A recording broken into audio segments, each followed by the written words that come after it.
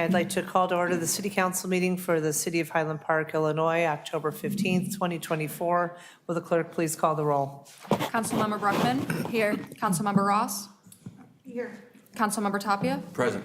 Councilmember Littlewer. Here. Councilmember Stone. Here. Councilmember Bloomberg. Here. Mayor Rotering. Here, we have a quorum. Everyone please rise for the Pledge of Allegiance. I pledge allegiance to the flag of the United States of America and to the republic for which it stands, one nation, under God, indivisible, with liberty and justice for all. May I have a motion to approve the minutes of the regular City Council meeting held September 23rd, 2024? So moved. Second. All in favor say aye. Aye. The minutes are approved. May I have a motion to approve the warrant list? So moved. Second. Any comments or questions on the warrant list? Hearing none, will the clerk please call the vote? Councilmember Bruckman. Aye. Councilmember Ross. Aye. Councilmember Tapia. Aye. Councilmember Littlewer. Aye. Councilmember Stone. Aye. Councilmember Bloomberg. Aye. Mayor Rotering. Aye, 7 ayes, no nays. The warrant list is approved. We now continue to the report of the mayor. As we have done at every city council meeting since October 7th, 2023, please join us in a moment of solidarity with those who are still being held hostage in Gaza. We join with their loved ones here in Highland Park, in Israel, and around the world in calling for their safe return. We hope that the support of our community, which has hosted vigils and rallies, visited and volunteered in Israel, and provided support to those directly impacted, continues to be a source of strength for the families who continue to contend with worry for their loved ones. I have no appointments this evening. Excuse me, I have no proclamations this evening. This year, Diwali will be celebrated from October 29th to November 3rd, and October 31st is Diwali Awareness Day. Diwali is an important 5-day festival for members of the Hindu, Jain, Sikh, and certain Buddhist communities. The celebration of the victory of light over darkness is marked by beloved traditions, including family gatherings and festive lights. We wish all who are celebrating a very happy and bright Diwali and good fortune in the new year. Our next item is business from the council. I'll just share that the city has 18 advisory groups, boards, and commissions composed of well over 100 dedicated volunteers. We are really grateful to each of them. Over the next few weeks, we'll be welcoming the chairs of these groups to provide reports on their work, and tonight we'd like to welcome Historic Preservation Commission Chair Seth Pines to provide an update.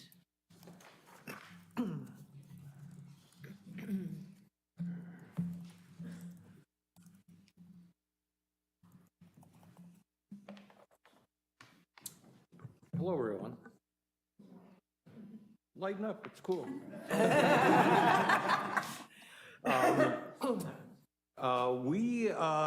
As established in the Chapter 33 of the City Code, the purpose of the Historic Preservation Commission is to, and I'm not going to get too wordy with this, is to identify such property, structures, or areas within the city of Highland Park that are historically significant in that they exemplify, reflect the cultural, social, economic, political, or architectural history of the nation, state, or the city.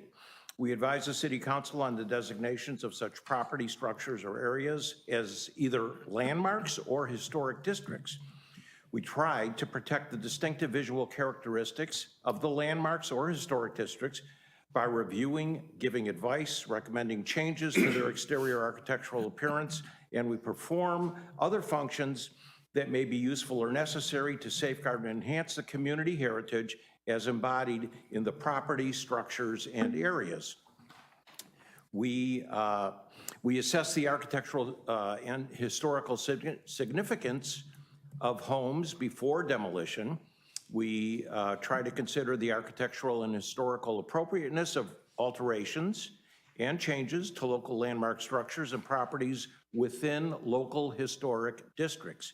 We make recommendations to the City Council regarding historic local landmark nominations and historic preservation programming. We implement initiatives to achieve the objectives of the city's historic preservation plan. The Commission engages in education and outreach initiatives to inform the public about local preservation and the city's historic properties. We oversee the city's multi-year historic architectural and historic resource survey initiative to document these resources for the community.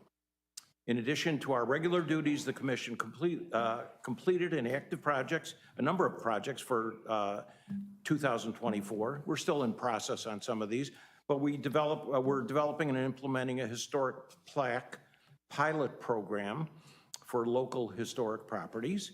We're updating the 2002 Northeast Architectural Resource Survey using certified local government grants that are awarded by the State Historic Preservation Office. And we successfully hosted the 2024 Preservations Award ceremony recently. We coordinated the 2024 Historic Bike Tour, 2 separate dates, hosted local cyclists interested in learning about historic homes and neighborhoods in Highland Park. We arranged meeting with real estate professional and homeowners regarding historic preservation.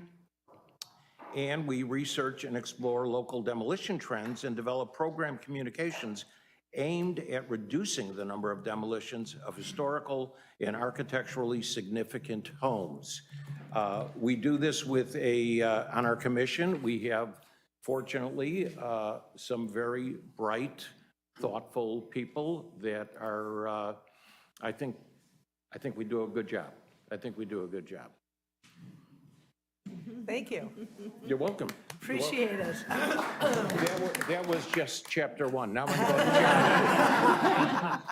chapter 2. Thank you, Chair Pines, and please share our appreciation with all members of the Historic Preservation Commission for your steadfast work to preserve and protect Highland Park's unique and historical architectural landmarks and promote community awareness of historic preservation through public education. If you're looking for a good time, stop in at the HPC meetings. They are fascinating, they really are, and you always come away with more information about this great city. Is there any other business from the council? No? Okay. City Manager Newkirk, if you could provide the staff report, that'd be great. Thank you. Thank you, Mayor. Just a few reports on behalf of staff. Included in the packet are department budget reports for fiscal year 25. So we have 6 departments of the city. Each memorandum includes objectives for each department as well as highlights of the proposed budget. This is one step as part of many, as part of our budget development process. Budget process started in the spring and continues through the end of the year. We started with a workshop with the mayor and city council, understanding the policy objectives for the city and discussing major initiatives that would be planned not only for the upcoming fiscal year, but as part of our 10-year capital plan. The entire budget schedule is located on our website. All the workshops that we've had at the Committee of the Whole meeting are also available on our website. Encourage the public to take a look at these reports. In terms of next steps, the complete proposed budget is going to be posted to our website at the end of this month, and then at our next meeting, we will have the public hearing for the budget. And then we also include on the agenda our Q3 update of our major projects. So these are major projects that are outside of the city's day-to-day initiatives. If we go to the next slide. So we have a total of 124 major projects. We do identify, they're broken down by department. We identify what the initiative is, who the key contact person is, the various tasks that are going to be conducted as part of that initiative, and then we provide a progress report, which is highlighted in red. So it's easy to identify the change that's made in this past Q3. So happy to entertain any questions about that. Any questions about the project? No? It's such a great, clear report. And again, for people who are interested in knowing what's going on in the city, the budget is always going to be the best narrative of where decisions are focused.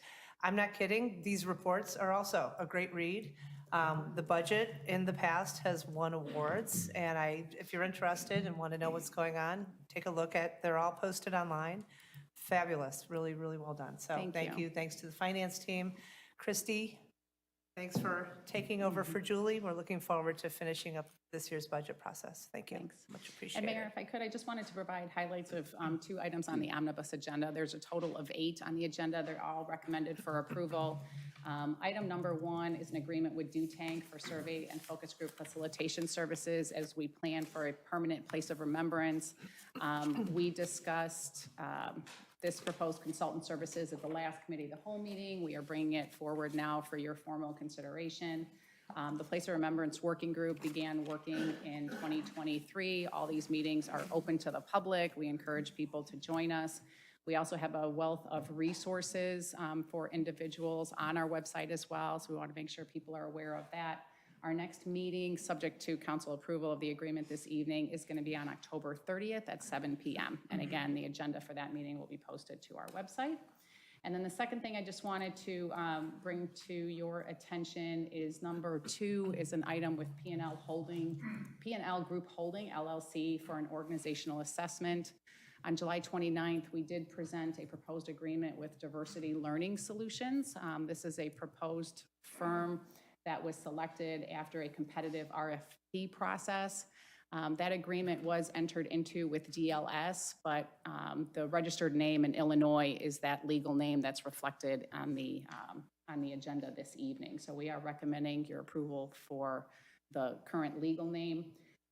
We are working with the Village of Wilmette on this initiative to focus really on diversity, inclusivity, to conduct an organizational assessment, reviewing issues such as stakeholder feedback for our internal organization, looking at our policies such as recruitment and retention. And so we'll certainly keep the public, the council, and the public apprised of our work efforts as well. And then there are a number of other items on Omnibus which are recommended for approval, and we're happy to entertain questions at that time. Great, thank you very much. If you could now introduce the next item on our agenda, which is business from the public. Yes, absolutely. So business from the public is an opportunity for members of the public to address the city council on a topic that is within the council's purview and jurisdiction, but is not listed in another location on the agenda. If you would like to speak about a matter that is listed on the agenda, we ask that you wait until that agenda item is called, and we will give you an opportunity to speak then.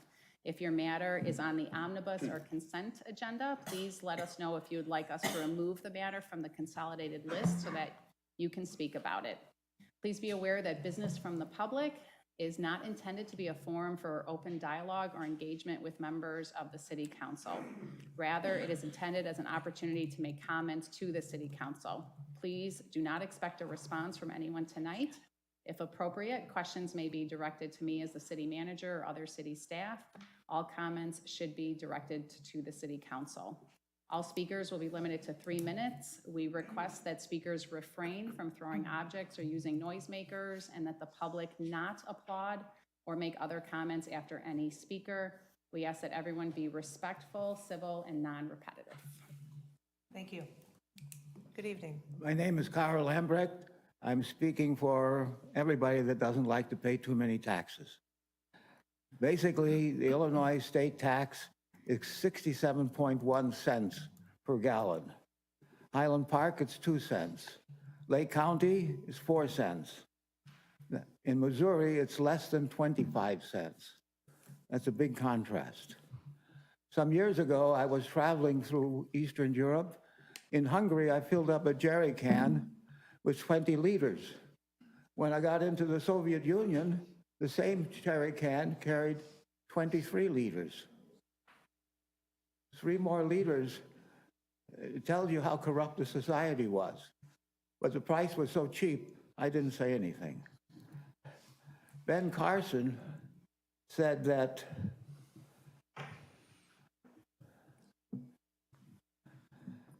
abortion is barbaric. He has 15,000 patients, namely babies. He's well known for an operation where he took 2 babies which were tied at the head, and they came out alive. I think it's time that we listen to people like Ben Carson, an excellent doctor. Thank you. Bye-bye. Anybody else have comments from the public that they want to share this evening?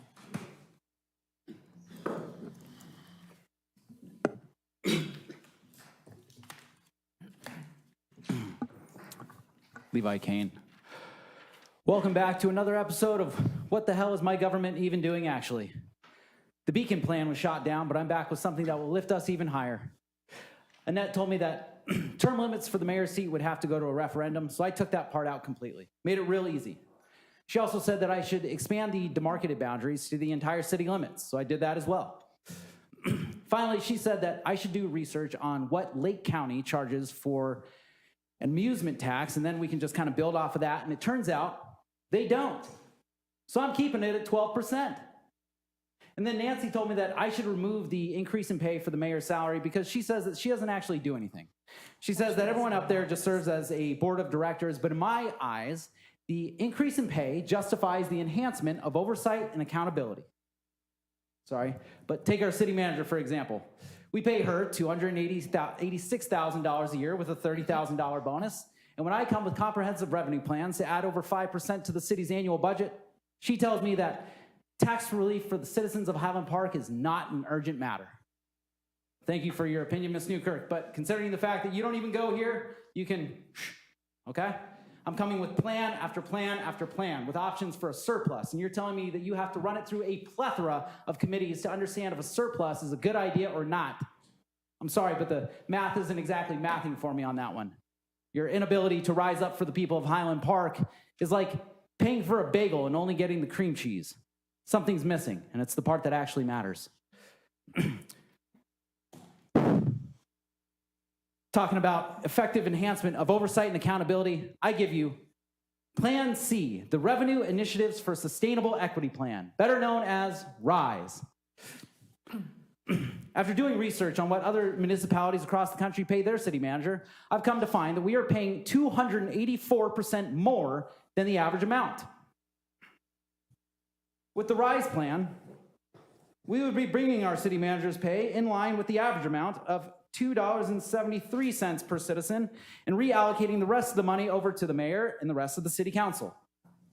Speaking of the mayor and the rest of the city council, we're also going to ensure that we pay our cameraman a little bit extra money so that we can get a split screen video feed going on so we can keep eyes both on us and on you. Would be hard to stay lost in thy idle scribbles as the voices of the people pour forth their grievances. Would it not? Details on the RISE plan can be found in the description below at amendahp.com/plan. Don't forget to smash that like button and hit subscribe. Good day to you all. Any other members of the public wishing to be heard this evening?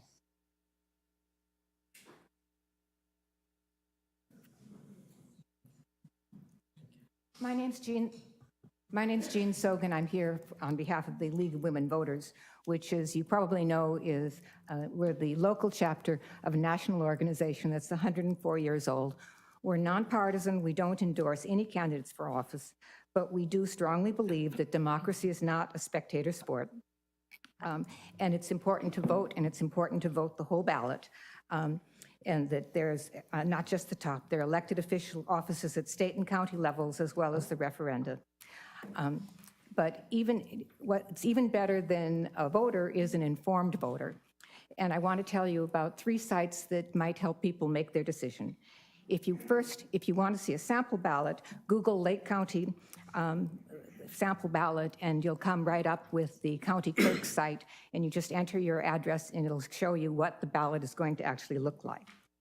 The Illinois League of Women Voters has a voter's guide that's helpful. And the one that I don't know anything about is the judges, and the Illinois State Bar Association has a really good site where it gives you all kinds of information on all the judges. And as I'm sure all of you know, it's really important to go out and vote. Thanks very much. Thank you, Jean. Any other members of the public wishing to be heard this evening during business from the public? Okay, hearing none, we will continue on with our scheduled business. Items, as you heard, items 1 through 8 have been grouped together for omnibus consideration. I'll be pulling item 7 and item 8. And with that, I am seeking a motion to approve items 1 through 6. So moved. I'd like to pull 2. Okay, we'll pull 2. Seeking a motion to approve item 1, 3, 4, 5, and 6. So moved. Okay, any comments or questions from the council on those items? Any from the public? Hearing none, will the clerk please call the vote? Councilmember Bruckman. Aye. Councilmember Ross. Aye. Councilmember Tapia. Aye. Councilmember Littlewer. Aye. Councilmember Stone. Aye. Councilmember Bloomberg. Aye. Mayor Rotering. Aye, 7 ayes, no nays. Items 1, 3, 4, 5, and 6 have been approved. Item 2 is an agreement with P&L Group Holding LLC for organizational assessment. If you'd like to comment, if you could come to the podium.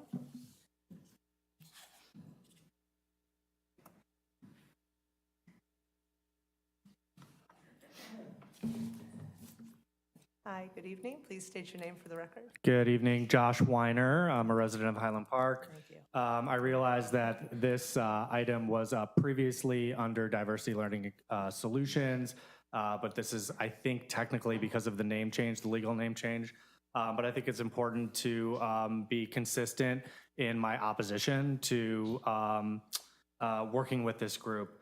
And I also want to reiterate, because the full council is here for this meeting as well, Pam McIlvaine, the CEO of this group, has endorsed the concept of anti-racism, and I want to talk about briefly why that is a problem.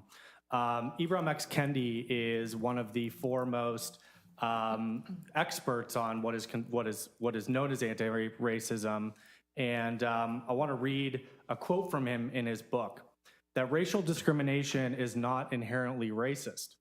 The defining question is whether the discrimination is creating equity or inequity. If discrimination is creating equity, then it is anti-racist. If discrimination is creating inequity, then it is racist. The only remedy to racist discrimination is anti-racist discrimination. The only remedy to past discrimination is present discrimination. The only remedy to present discrimination is future discrimination. Now, I don't know about you all, but that sounds like an endorsement of discrimination. Coleman Hughes has something to say about this. Insofar as Kendi's book speaks for modern anti-racism, then it should be praised for clarifying what the anti really means. Fundamentally, the modern anti-racist movement is not against discrimination. It is against inequity, which in many cases makes it pro-discrimination. Now, I think it's disingenuous for this board or this council and the city manager to ignore that we live in an environment right now where we, as Jewish people, are being discriminated against as white adjacent upholders of the white supremacy. And largely that is in the name of anti-racism. So as you go through this assessment, continue to understand that the leader of this organization, the leader who sets the tone for this organization, that should go down through this organization, has endorsed a concept that is for discrimination. Thank you. So, City Manager, do you want to talk about why we have moved forward or have considered and approved this contract previously? Yeah, absolutely. Thank you, Mayor. And I do appreciate Mr. Weiner's comments. Certainly, I've talked to him on a couple of occasions. We've met with him as well. Certainly pay heed to his concerns. We are concerned in that regard as well. I mean, if it would be beneficial, I could certainly have a statement from the CEO. We did talk to them as part of the interview process just to understand their methodology, their approach, to the type of work that we are doing. So basically what we are doing as a city with this contract is doing an organizational assessment, looking internally as it pertains to our employees, their overall satisfaction, overall quality of life as representatives of the city. How can we do a better job with our recruitment practices? Employment in any industry is extremely challenging right now. And so we want to look at ways of how can we be more welcoming and better serve the employees that are representing the city on a day in, day out basis. So part of that is looking at our policies, our practices, our programs, administrative orders, things of that nature. But I pay heed certainly to what you're saying. So we've had conversations about that, and I'm cognizant of those concerns, and we will be mindful moving forward. We have a team that's been put in place to manage this contract and to work with this contractor. And like I indicated, we are also working with the Village of Wilmette as well.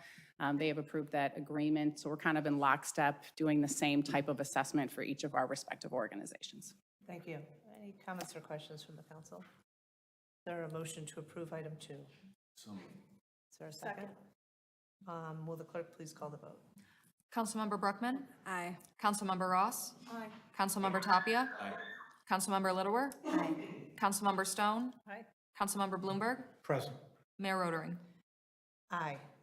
Throw me off with your present. Okay, so that is approved with 6 ayes, 1 present, 0 nays. Thank you. Item 7 is a resolution approving a grant modification agreement for a date extension to the intergovernmental agreement with the Illinois Department of Commerce and Economic Opportunity for the Sheridan Road Sidewalk Project. And I just wanted to pull this to raise the attention of the community to what this project is and why we are being asked to approve this date extension. So there is significant infrastructure work that needs to be done on Sheridan Road, a state road, between Roger Williams and Dean, and basically also stormwater management work that is being attached to that project. Not to get too technical, but a culvert is failing under that portion of Sheridan Road. We've been working with the state on this project for 8 years, 10 years, to try to get this taken care of. The state has finally approved this project. The engineering has commenced. In connection with this project, for the sidewalk lovers in the crowd, we're adding a sidewalk along this portion of Sheridan Road. It's very dangerous, the grade changes, there's a curve, and so the city is working in tandem with the Department of Transportation for Illinois. We're saving significant dollars by partnering with IDOT. There is a conflict with the North Shore Water Reclamation District, which handles our wastewater. They've known about this conflict for about 6 to 8 years. We've asked them to address this conflict. They've chosen to ignore us. They've chosen to kind of put their hands over their ears and pretend this project's not going to happen. The project has to happen. And so we are now being granted an extra year to move forward with a project we've been trying to get done for 8 years. And I'm just going to raise this for your attention. There may need to be public pressure on this government body to do the right thing and to work with IDOT, to work with us. The bottom line is, if this project doesn't get done, the road will need to close. That makes no sense, to have to close Sheridan Road because another government isn't doing what it needs to do. So I just wanted to raise that for your awareness. But with that, I am now seeking approval of item 7. Move to approve. Second. Will the clerk please call the vote? Councilmember Brookman? Aye. Councilmember Ross? Aye. Councilmember Tapia? Aye. Councilmember Littlewer? Aye. Councilmember Stone? Aye. Councilmember Bloomberg? Aye. Mayor Rotering? Aye, 7 ayes, no nays. Item 7 is approved. Item 8, I also pulled. It's an ordinance amending the City of Highland Park zoning ordinance of 1997 as amended regarding motor vehicle freight terminal warehouse facilities. And I want to just thank the Plan and Design Commission for taking action. Basically, we all heard about a truck depot that was going to be bringing, 248 trucks a day into Highland Park, onto some remaining vacant land that exists near the highway. Obviously, that was going to have a detrimental impact on the community, and so we're now taking steps to change our zoning to make it basically much more difficult, if not impossible, for this type of development to be brought into the community. Mayor, can I add something to that? Sure. I just want to say that as the liaison to PDC, staff did an amazing job on this, but in addition to staff, there were several members from the community who came forward to help staff figure out how to limit the numbers coming in and out, and it was just a really wonderful cooperative effort, both with staff listening to the public and the public coming forward with excellent suggestions because they live there and they have to suffer it. And it was really a wonderful experience to see such good collaboration. Thank So you. you're completely right for pulling it. Thank you. Thank you. Any other comments, questions? Councilmember Stone? There was a resident who brought to my attention that a neighboring community had done something similar, so I brought that up with the city staff, and I'm really pleased that it's moving forward as well, especially if other communities are banning this sort of thing or making it more difficult. It's more likely to come here if we don't do something. Great, thank you. With that, I'm seeking a motion to approve item 8. So moved. Second. Will the clerk please call the vote? Councilmember Brookman? Aye. Councilmember Ross? Aye. Councilmember Tapia? Aye. Councilmember Littlewer? Aye. Councilmember Stone? Aye. Councilmember Bloomberg? Aye. Mayor Rotering? Aye, 7 ayes, no nays. Item 8 is approved. Under other business, we have the University Avenue Sidewalk Report. Who is presenting this? Okay. Mayor, I'll just make a couple of introductory comments. So included in the packet is a staff report which provides background of this proposed consideration, the public feedback that we've received thus far, review by the Transportation Advisory Group. So we are looking for council feedback this evening pertaining to the consideration for a sidewalk along University Avenue. Dwayne O'Laughlin is the CEO of Siorba Group, so he's been retained by the city as our consultant to guide and manage this project. Also just want to identify and recognize the significant work of Ron Bannon, our Public Works Director, Manny Gomez, our city engineer, who have also guided this project moving forward. So we have a PowerPoint that we'll present this evening. We've received a significant amount of public feedback, so again, really appreciative of all the public for your feedback on this issue. Anything that has been sent to either staff or the city council, we've certainly identified. We're taking all comments into consideration. We've identified a number of answers to frequently asked questions that we received as part of this presentation, and then certainly welcome your feedback and questions as part of the report as well. And I'm just going to jump in before we even talk about the subject matter and thank all of you for coming out this evening. Thank all of you for coming out many, many months. Obviously, this is a difficult and contentious conversation that we're having, so I'm going to ask your indulgence because we're all neighbors and we're all going to see each other tomorrow and the weeks after. And so I'm going to ask that we give the space to hear the presentation, that we don't have cheers, boos, reactions, commentary, but rather just a very civil conversation, and we will take it from there. So thank you. Thank you, Mayor. As Agita said, my name is Dwayne O'Laughlin from Sea Orbit Group, and I'm here to present to you the involvement of University Avenue this year. Excuse me. First of all, you can see here the network, the existing network of sidewalk on in this neighborhood in the green lines. The green lines represent the existing network that's there, and then the red is the potential new sidewalk along University Avenue. So you can see the connectivity that it could provide. Just to give you an overview of University Avenue, how it outlines with the existing sidewalks that are out there. A little bit of timeline of the study. We prepared a report and delivered it to the city in July. I provided a presentation to the TAG committee. That feasibility study included 3 alternatives. Those 3 alternatives were based on very rigid guidelines provided by the city on approaching the study. And then after that, the city asked us to do a refined study. The refined study was decided to be the north and east side because at the time, it was believed that it had the least amount of tree removal impacts based on one of the alternates that was there. I then provided that, excuse me. I then provided that results in another TAG presentation in September. It was after that meeting in September, one of the property owners on University Avenue asked me to speak with him. I spoke with him, and he said, double check your numbers. I believe the numbers are inverted. I checked and confirmed that. I immediately notified the city, and I said, well, we need to make this right. What we'll do is we will look at the south and west side as well. So that was the revised report that I delivered to the city at the end of September. And I'm here to tell you that today, the outcome of it has not changed. That basically, if the city were to proceed with building a sidewalk on University Avenue, the north and east side is still the better option of the 2. So basically in the study refinement phase, we went out and we did a complete topographic survey of the parkways to be able to understand what was going to be the impacts of everything. Any features that we could see above ground, we located it, whether it was lighting, landscaping, private trees, and things like that. We identified all of that. We did a revised sidewalk, and for that revised sidewalk, basically we were given full license to meander the sidewalk any way as possible to reduce the trees, reduce the tree impacts as much as possible, which is what we did. And then the second thing was the guidance that we received is that if you're going to do a carriage walk, in other words, put the sidewalk next to the curb, it'd be a 5-foot sidewalk.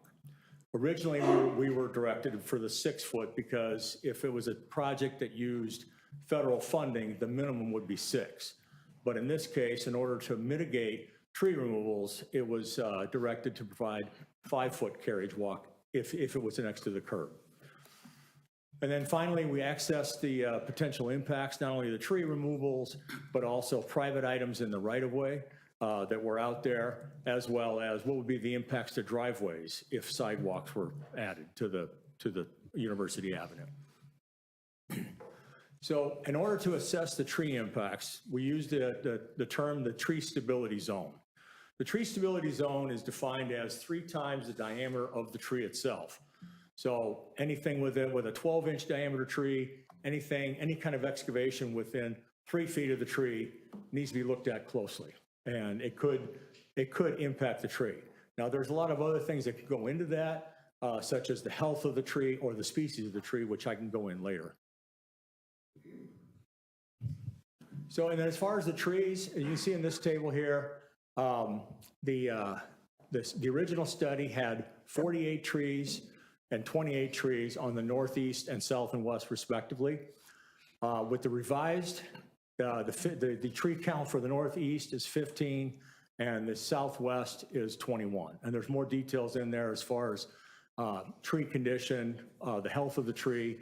The health of the trees were done by a licensed arborist that came out here and assessed the health of all the trees, not only the trees within the right-of-way, but also some of the trees that's on private property as well. And then there was also going to be, there would be a necessity for some tree root pruning in order to help mitigate any damage to existing trees that would be to remain. And as I explained before, tree root pruning depends on the species of the tree.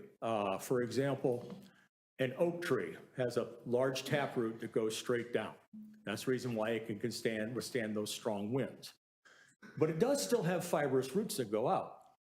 But if you were to root prune an oak tree within 5 or 6 feet of it, it would withstand it a lot better than a maple. Think of a maple tree. If you have a maple tree in your yard, you have roots going across the ground, and some of them are pretty good size. A maple would not fare as well. And then tree protection during construction, that's the other thing. You want to make sure that the existing trees that are going to remain be protected with either a fence or the boards that get fastened around the perimeter of the tree, so that way the tree doesn't get damaged by an errant bucket or anything during construction. So that would also have to be done as part of the construction itself to help save the trees. As far as I said that we identified the impacts to homeowner landscaping, there's a lot of beautiful landscaping out there, shrubs, there's bed lines, there's tree lights, there's landscaping lights and things like that. But the one thing that we weren't able to identify is things that's underground. Invisible fences, any kind of electrical. No, those lights, they got to be powered by something. So where's those electrical wires going? And same thing with irrigation systems that could be in the yards as well. So in this summary slide here, you see, again, I mentioned about the tree removals and the tree root pruning, but you can see on the south and west side, there's quite a bit more private landscaping impacts that would happen on the north and west side. The south and west side versus the north and east. The other thing is the carriage walk. This was actually during the comment period in September, it was talking about the carriage walk, how the majority of it was carriage walk, and that is true. As you can see here, the north and east side is 70%. The south and west side ends up being as high as 92%. The reason for that is when you take a look at that side of the street, there's a lot of mature trees close to the property lines, close to the right-of-way. So there's no way we can get the sidewalk away from the street. So almost all of it ended up having to be a carriage walk along there. I mentioned driveways. We did a detailed analysis of the driveways on the north and east side because we have to put in a sidewalk that is ADA compliant. It cannot exceed 2% cross slope.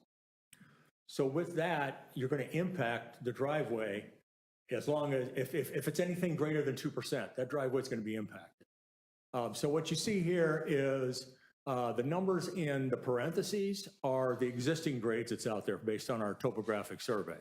So this driveway in particular, this is one of the driveways out there. The existing cross slope varies from 3% to upwards of 4.9%. And so now we're going to put a sidewalk in between there. So you got to basically connect the dots.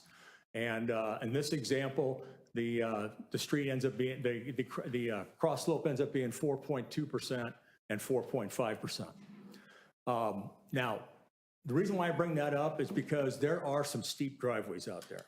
In order to mitigate, we don't want to have somebody get a very steep driveway that's not possible to be circumvented. And so from there, that's the reason why a temporary easement would be required to be able to do construction beyond the city right away onto the private property to make sure that the driveway is not excessively steep.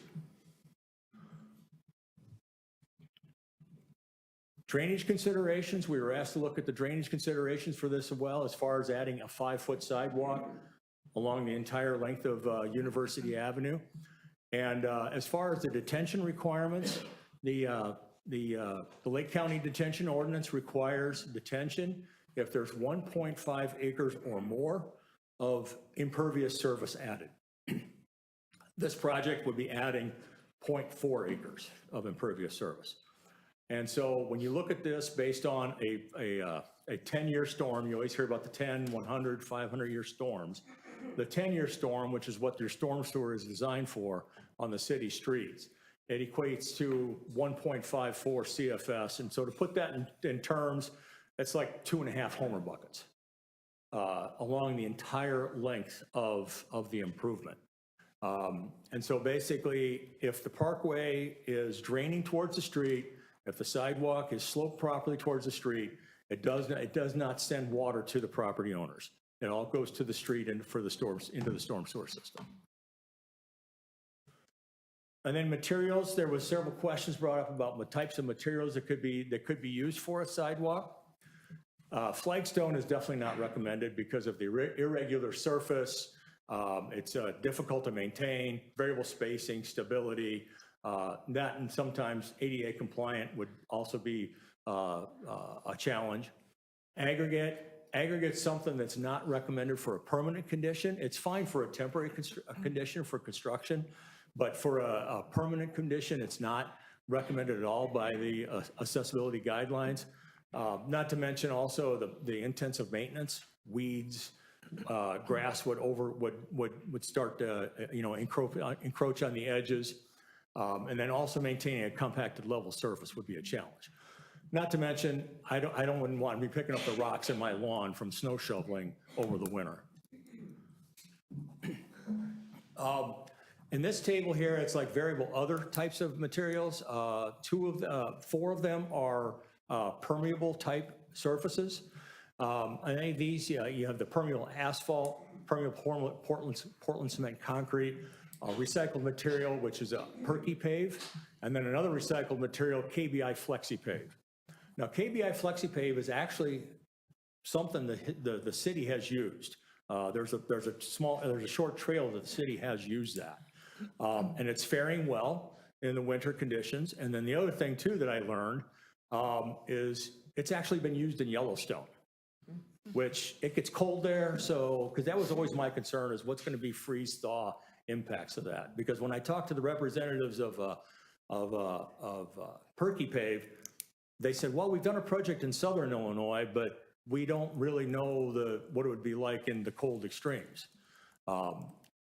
So with that, it's boiling down to the best option is either a concrete sidewalk or the KBI FlexiPave actually. The one thing about the KBI FlexiPave is they do show 8 inches of subgrade and 1.5 inches of this material. So that's 9.5 inches of excavation. Whereas if it's sidewalk, it'd be a 4-inch concrete sidewalk with 2 inch of stone. So the one thing is with the FlexiPave, could find out, like, could that be reduced down to mitigate the disturbances? They haven't responded to my inquiry about that yet, but when you look at their details, they kind of conflict a little bit, whether it's 4-inch or 8-inch. But either way, even if they did say 4-inch would be okay, it still gets around that same thickness of sidewalk, whether it's 4 inches of concrete, 2 inches of stone, or 4 inches of stone and 1.5 inches of the KBI flexi pave. And then, of course, brick pavers definitely is something that's not recommended. Again, that's just a lot of excavation for that. And so with that, that concludes my presentation. And the context that I've worked with all throughout this project has been Manny Gomez and Ron Bannon. Great, thank you. Thank you. City Manager, anything else that you want to add in the presentation, or? Nope, nothing further at this time. Okay, so the question that's asked is whether we should support the construction of a sidewalk. Can you go back to the first slide? That'd be really helpful, thank you. Yep, nope, nothing, okay, thank you, thanks very much. So I just want to start again by thanking the neighbors and thanking you for bringing up really thoughtful questions, and thank you for answering the significant number of questions that have been raised. Obviously, we as a city prioritize public safety. We also prioritize sustainability. We also prioritize fiscal responsibility. We also prioritize infrastructure investment. And then our fifth one, obviously, is economic development. Maybe the argument could be made that this is impacting that as well. But I think this really covers pretty much everything that the city talks about. Looking at this map, and I've raised this a couple of times to senior staff, it seems to me that we need to, let me start again by saying, and I think many people know this, I am a sidewalk lover. I love the connectivity. I love the ability for this community to be connected. But looking at this map, I feel like we need to take a step back and have a more comprehensive approach to our assessment of new sidewalk projects. A lot of the projects that we've done thus far have been on major arteries like Green Bay Road and Sheridan Road. If you look at this map, it seems to me that we have major arteries that have incomplete sidewalks, for example, and thank you to Tripp Hainsfurther for putting this in his email. I agree with you, Tripp, if you're watching. Summit Avenue, you know, that's a busy road, but we're missing a large piece of sidewalk from Hill up to Old Elm. Kren, is that Kren? No, where am I? It is Kren. Yeah, Kren is missing that last piece up to Old Elm. If you really wanted to go crazy, you could do Hill. But it just feels to me, and in University, I'm telling you, I understand where you're coming from, and we all love the trees, and we love public safety, and we love fiscal responsibility, all of the above. We don't like flooding, but it sounds like that's not going to be made worse by sidewalks. It just feels that this is too soon for what we should be trying to achieve in terms of a comprehensive sidewalk plan. But what I really would love is from Public Works, you know, we got a lot of sort of sidewalks that aren't quite complete. We have a lot of busy roads that would probably benefit from our limited fiscal resources being placed on those roads first. Now, let me be really clear. That's not to say that I'm diminishing the concerns of people on University who have been raising the public safety concerns. But I feel like as a fiscally responsible community, we need to put our resources where there's the greatest risk. And again, I mentioned the Sheridan Road project. You want to talk about a curvy, busy road with different grades and people going 40 miles per hour, and it's just, why hasn't there been a sidewalk there for decades? So I'm giving away my story. I feel like this is a little premature to talk about University. It's not to say it may never happen, but I feel like if we're really being smart with our public works dollars and thoughtful in terms of how we approach sidewalk projects, which I do love, I think we need to finish what we've started in the Highlands before we start moving to a completely different street. And that's just one person's opinion. Love a good carriage walk, so if that's where we end up, that's great. But I think at the moment, that's where I'm coming down on this question that we're being asked. Do we want to move forward with this project? I'm going to ask each of you, if you don't mind, to share your opinion. And so I don't know who wants to go next. Councilmember Bruckman? Thank you. So the sidewalk project on University Avenue has sparked a passionate debate within our community. I've seen it in the few months that I've been here.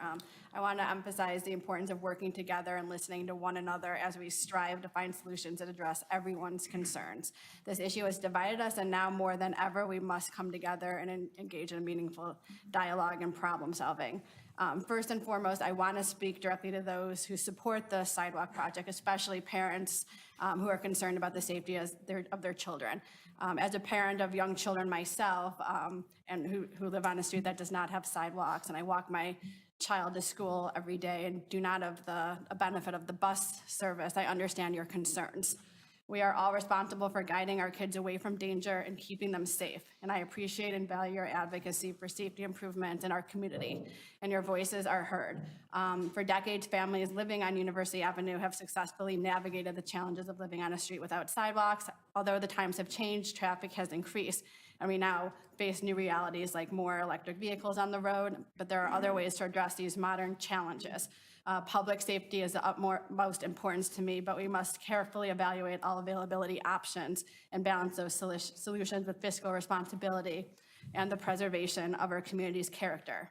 The current sidewalk proposal, as it stands, would likely remove at least 15 trees and potentially more, even with the newest plans. This is significant, and it would alter the very nature of the neighborhood, which many residents are understandably concerned about. We could also come up with some other formal recommendations and have further discussion. There are alternative solutions that could enhance safety without the need for such drastic changes. Measures like speed bumps, stop signs, or even other innovative approaches, like root bridges that preserve our trees, should all be considered. These alternatives may better address the increase in traffic and the quieter presence of electric vehicles, which are valid concerns, without the long-term impact of removing so many trees or changing the neighborhood's character. So at this point, I would say that's where my thoughts are in terms of the sidewalk issue. Thank you. Thank you. Who else wants to speak? Andre? Councilmember Tapia? Yeah.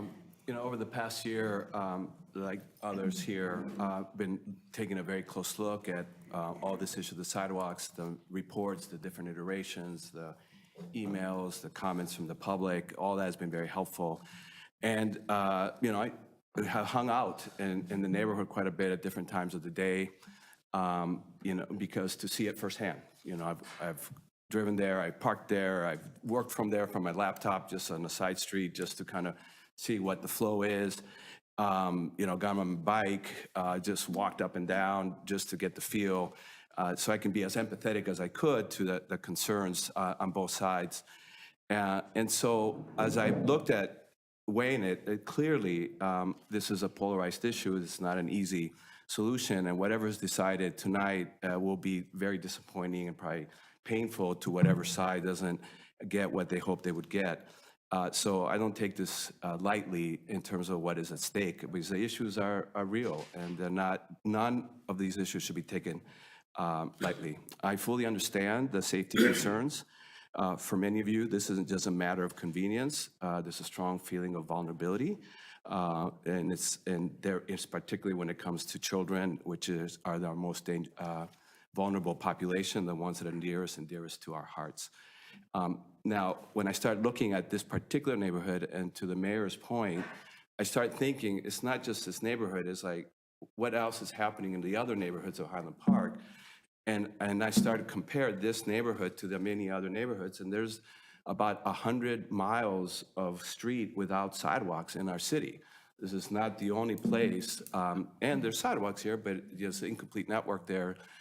And so, and to Barissa's point here about there's many families that are dealing with the same issue, not just in this neighborhood, but in other neighborhoods like it.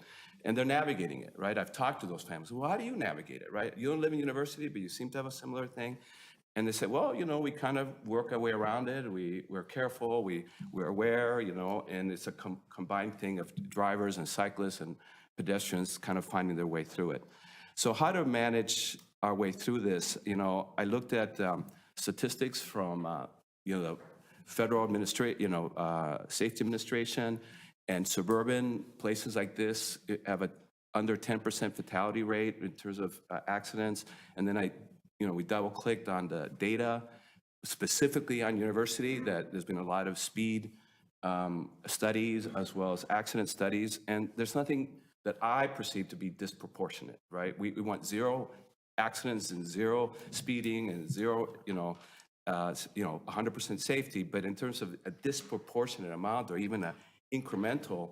I didn't see something that would say this particular neighborhood has a particular sense of vulnerability that other places don't have, right? So why should we put this much attention and this much cost on something that it would be very disruptive to the nature of the neighborhood? So as I kind of walk my way through this, is that my day job is I work in change. I work on transformation and change in corporations, organizations, and obviously as city council, we're dealing with change or the maintenance of and preserving, preserving our character, but still being modern and being adapted to new technologies and lifestyles. So I'm not suggesting we do nothing, even though I have concerns about making a big transformation here. There are target interventions, as my fellow council member talked about, that are real, and to address the real fears as well as the perceived fears. I mean, because in the end, it's an emotional thing, right? I mean, there's a data, and I can tell you, don't worry about it, it's a low statistical possibility, but even a little bit of a possibility means it could mean something to somebody very near to us. But how do we address the perceived or emotional fears that are legitimate about safety? And I think there are things that can be done to slow things down, more enforcement. You know, I know speed bumps can be controversial, but they're proven to really bring down the speed. And the ones that worried about Lake Forest commuters cutting through University, well, if there's a couple of well-placed speed bumps, they're not going to cut through. They're just going to go over to Sheridan Road. So I think there's things that we can do to address the safety concerns without having to do such a major transformation of this neighborhood. And going back to the issue of change, you know, when you're going to make a big change, sometimes there's an issue that the city council says that is so dangerous, like the Sheridan Road situation, that it may not be popular, it may not have the majority of the vote, people there, but at some point you have to weigh the different issues and go, that is a clear, dangerous situation. And so how do you bring about change in a community where there's not a clear-cut agreement on what to do? And change management theory says that when you're going to do a big change in a community, you need a supermajority to agree to it. If it's split 50-50 or if it's 60-40, the people that experience the change are going to be so disrupted by a change that the majority, the supermajority that want, that it causes a lot of pain, the resentment goes far and deep. So that's not to say there should never be change, but the standard is higher when you're going to make a big change like this, and a supermajority is a legitimate, proven way of ensuring that you are going to have enough support in the community to make a change that a supermajority of the community wants to do. The final point I want to make is that, you know, I'm not a baseball guy, but I've learned some things, you know, as a soccer guy coming here, and there's this thing called the tie goes to the runner. You know, all the people that have bought a home there, whether recently or over the last few years or generationally, bought in this neighborhood with the lack of sidewalks. That was a choice that was made, either because they love the fact that there's no sidewalk, or they go, oh man, I wish there were sidewalks, but we love this house so much in this neighborhood that we're gonna do the trade-off. And we always have to deal with trade-offs. We always have to do the trade-offs. So when I think about the choice that people made to buy there, whether because they liked no sidewalks or they were willing to live without a sidewalk, even though it wasn't preferred, to then disrupt the very thing that people was a given. That was the level playing field. Everybody knew there were no sidewalks, and they still bought there because they wanted to, they're willing to deal with a compromise. To then take that away, that was the decision-making for, you know, a majority of the people that do not want the sidewalks would feel like a violation of a value proposition they made when they made the choice to buy. And for those that said, what's a compromise? Well, it was a compromise, and you made the choice. So again, a community can change its mind, and if the majority said, well, we bought without sidewalks, but we really think there should be sidewalks, and there's this force in that way, there'll be a different consideration. But I don't see a community that has coalesced around a major decision to change the nature of their own neighborhood. So in the end, to summarize, the safety issues are real, but I don't think they're disproportionate and inordinate. I think we can do things to address some of these safety issues without the major disruption. And I think the nature of this neighborhood being comparable to other neighborhoods throughout the city, this does not stand out as being unique. And so to the mayor's point, I think we got to back up and say, what does connectivity look like? And where is it that we have unfinished business? And for now, I would be in favor of letting this lie and then just being able to address the places where safety is a legitimate concern. I think we can do something about it. Thank you. Public Works Director, is that a feasible thing? And I'll continue with the rest of my council members in a moment, but just in terms of, do we currently have an inventory of incomplete sidewalks? Do we have an inventory of sort of the major arteries, the major, what's this, the secondary is the, it's like artery and then connector, whatever. You know, we don't have we have several plans that identify sidewalks. We don't have a plan in place specifically to say, hey, here's where these sidewalk gaps are at. I think that when we undertake capital projects with our complete streets mindset, it's one of these lenses that we see these projects through. Like we look at utilities, does it need water main? Does it need sewer? Does it need sidewalk connectivity? And so we have had some projects even currently this year where we're kind of cleaning some of that up, adding a piece here or there, removing a piece that doesn't make sense, that leads to nowhere or something like that. So it is something that we make a part of all of our projects. But to answer your question directly, Mayor, we do not have a citywide sidewalk, comprehensive plan or master plan as we do for our utilities, water and sewer. Would it be onerous to have that sort of inventory of streets and whether they have sidewalks or not, and what those streets are categorized as in terms of the public safety piece of it, and again, the connectivity, using sort of what our priorities are in terms of how we come up with new projects? Absolutely. It's Okay. something we can look at. I mean, we do know where all the sidewalks are at. We know where we don't have sidewalks. We have that in our GIS system. We can run those numbers.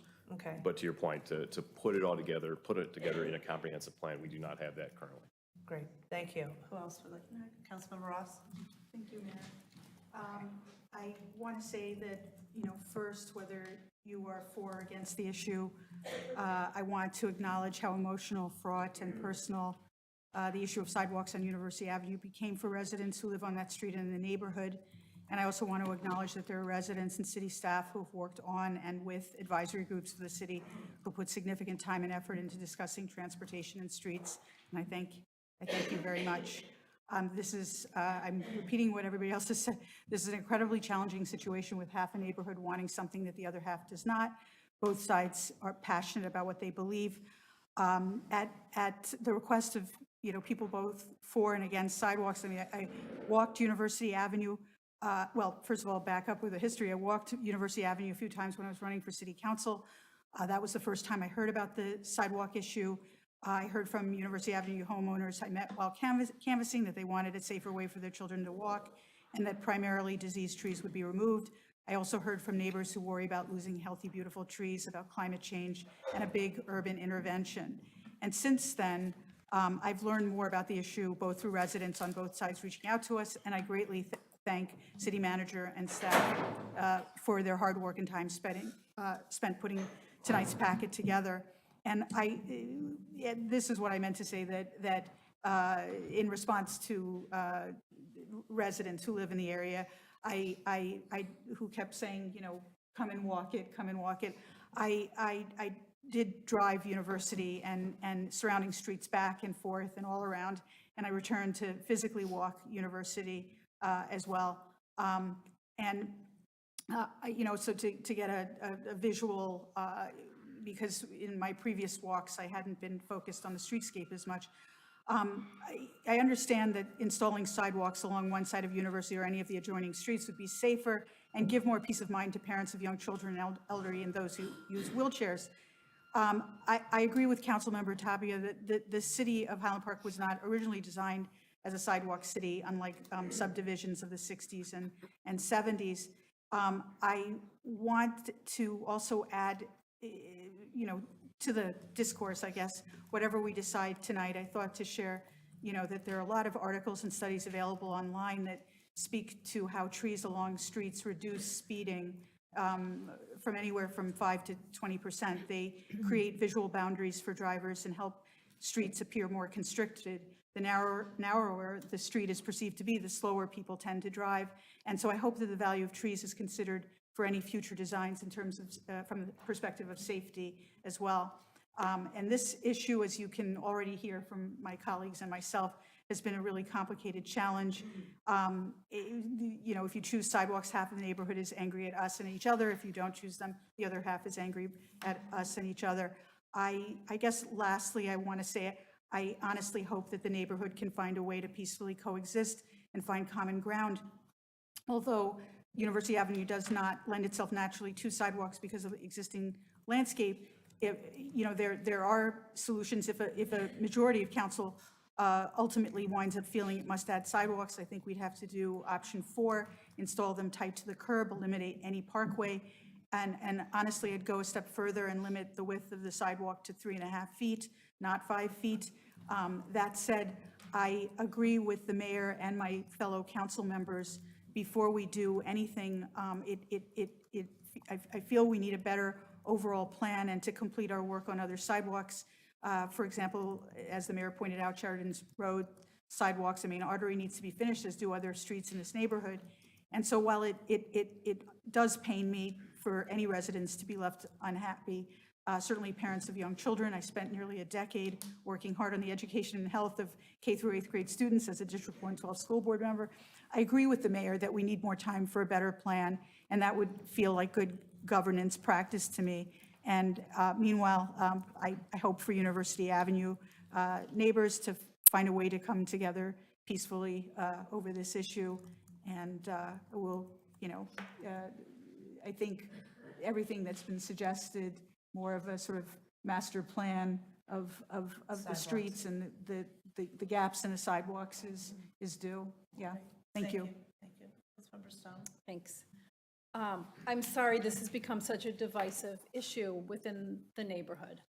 The Highlands was built long before the city passed our complete streets policy. As has already been said here, there's a lot of streets in Highland Park that don't have sidewalks. I grew up on a street without sidewalks, and I now live on a street that does have sidewalks. At the time that this neighborhood was built, there were no cell phones, there were no SUVs. The delivery traffic and landscaping trucks have made it more difficult for pedestrians to safely walk in the street on our narrow Highland Park streets everywhere. Larger vehicles, distracted driving due to cell phone use have really increased pedestrian fatalities nationwide. I appreciate the work of city staff and Ciorba, who have listened to the concerns of the residents on University and tried to find a solution that would minimize the number of trees impacted. I understand that streets in the Highlands primarily don't have sidewalks, but we have to start somewhere. The proposed sidewalk on University would have helped build out the sidewalk network in this neighborhood, enabling people to walk comfortably, including children, elderly, and disabled people, and would allow children to walk to schools, which are just a few blocks away. But at this point, as the mayor suggested, I think a comprehensive look at the sidewalk network in this neighborhood makes sense. And I hope that we can look at other traffic calming measures in the short term. I know we don't do speed bumps, looking at the city manager and public works director, but there are other traffic calming measures that have been used elsewhere successfully and may be appropriate on University to try and reduce the speeds there. I also live on a cut-through street that is used particularly for high school traffic. It's been kind of a benefit and a curse this summer that we've got construction going on the street with storm sewers. So now nobody can get through and cut through, so it's been kind of quiet, although it's also completely torn up. But traffic calming, maybe not by tearing up the street, but maybe there are other ways we can calm the traffic in that area. Thank you. Councilmember Lidward. So I want to wander around this neighborhood. I spent a lot of time going up and down. I want to thank the residents who invited me and who invited the entire council to go up and down the street and to see your neighborhood. I have to say, walking up and down at different times of the day was helpful. My neighborhood does not have sidewalks. I actually measured the street, and my street and University are literally the same width, which is not a wide street. There have been times I've seen cars, but frankly, I've seen even more cars go down my street. And, you do wonder and you do worry, but I grew up on a street with all sidewalks.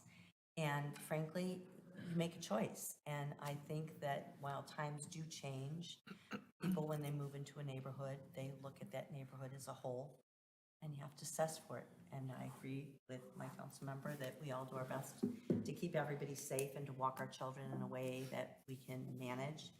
I had two that were very close in age, so I was always grabbing onto someone. And it can be harried, but frankly, I think it's a beautiful neighborhood, and the worst thing I've seen about the neighborhood is the divisiveness that I feel in many ways we've caused by bringing this up again and again. And so while I completely agree, and I like the comprehensive suggestion that the mayor and the other council members have suggested, I think we as a community need to look at the main arteries where there is no connectivity, but to start fresh or to bring something up and to keep bringing it up is to continue to divide this community. And that I don't want to see, because I want you all to heal in a safe and beautiful manner, because we are so fortunate in Highland Park to have the kind of beauty and peace that we have. And I think for 1 minute to waste our energy and the divisiveness doesn't suit anyone well. It's below us. We are good neighbors. We want to protect all of our children. We want to walk together on those streets. It's one of the reasons we're such a wonderful community. Look how many people here are fit from walking up and down your streets and enjoy the fresh air and everything we have because of these trees. I have sat in on projects where we argued for 45 minutes over cutting down one tree, and I don't regret it. I really don't.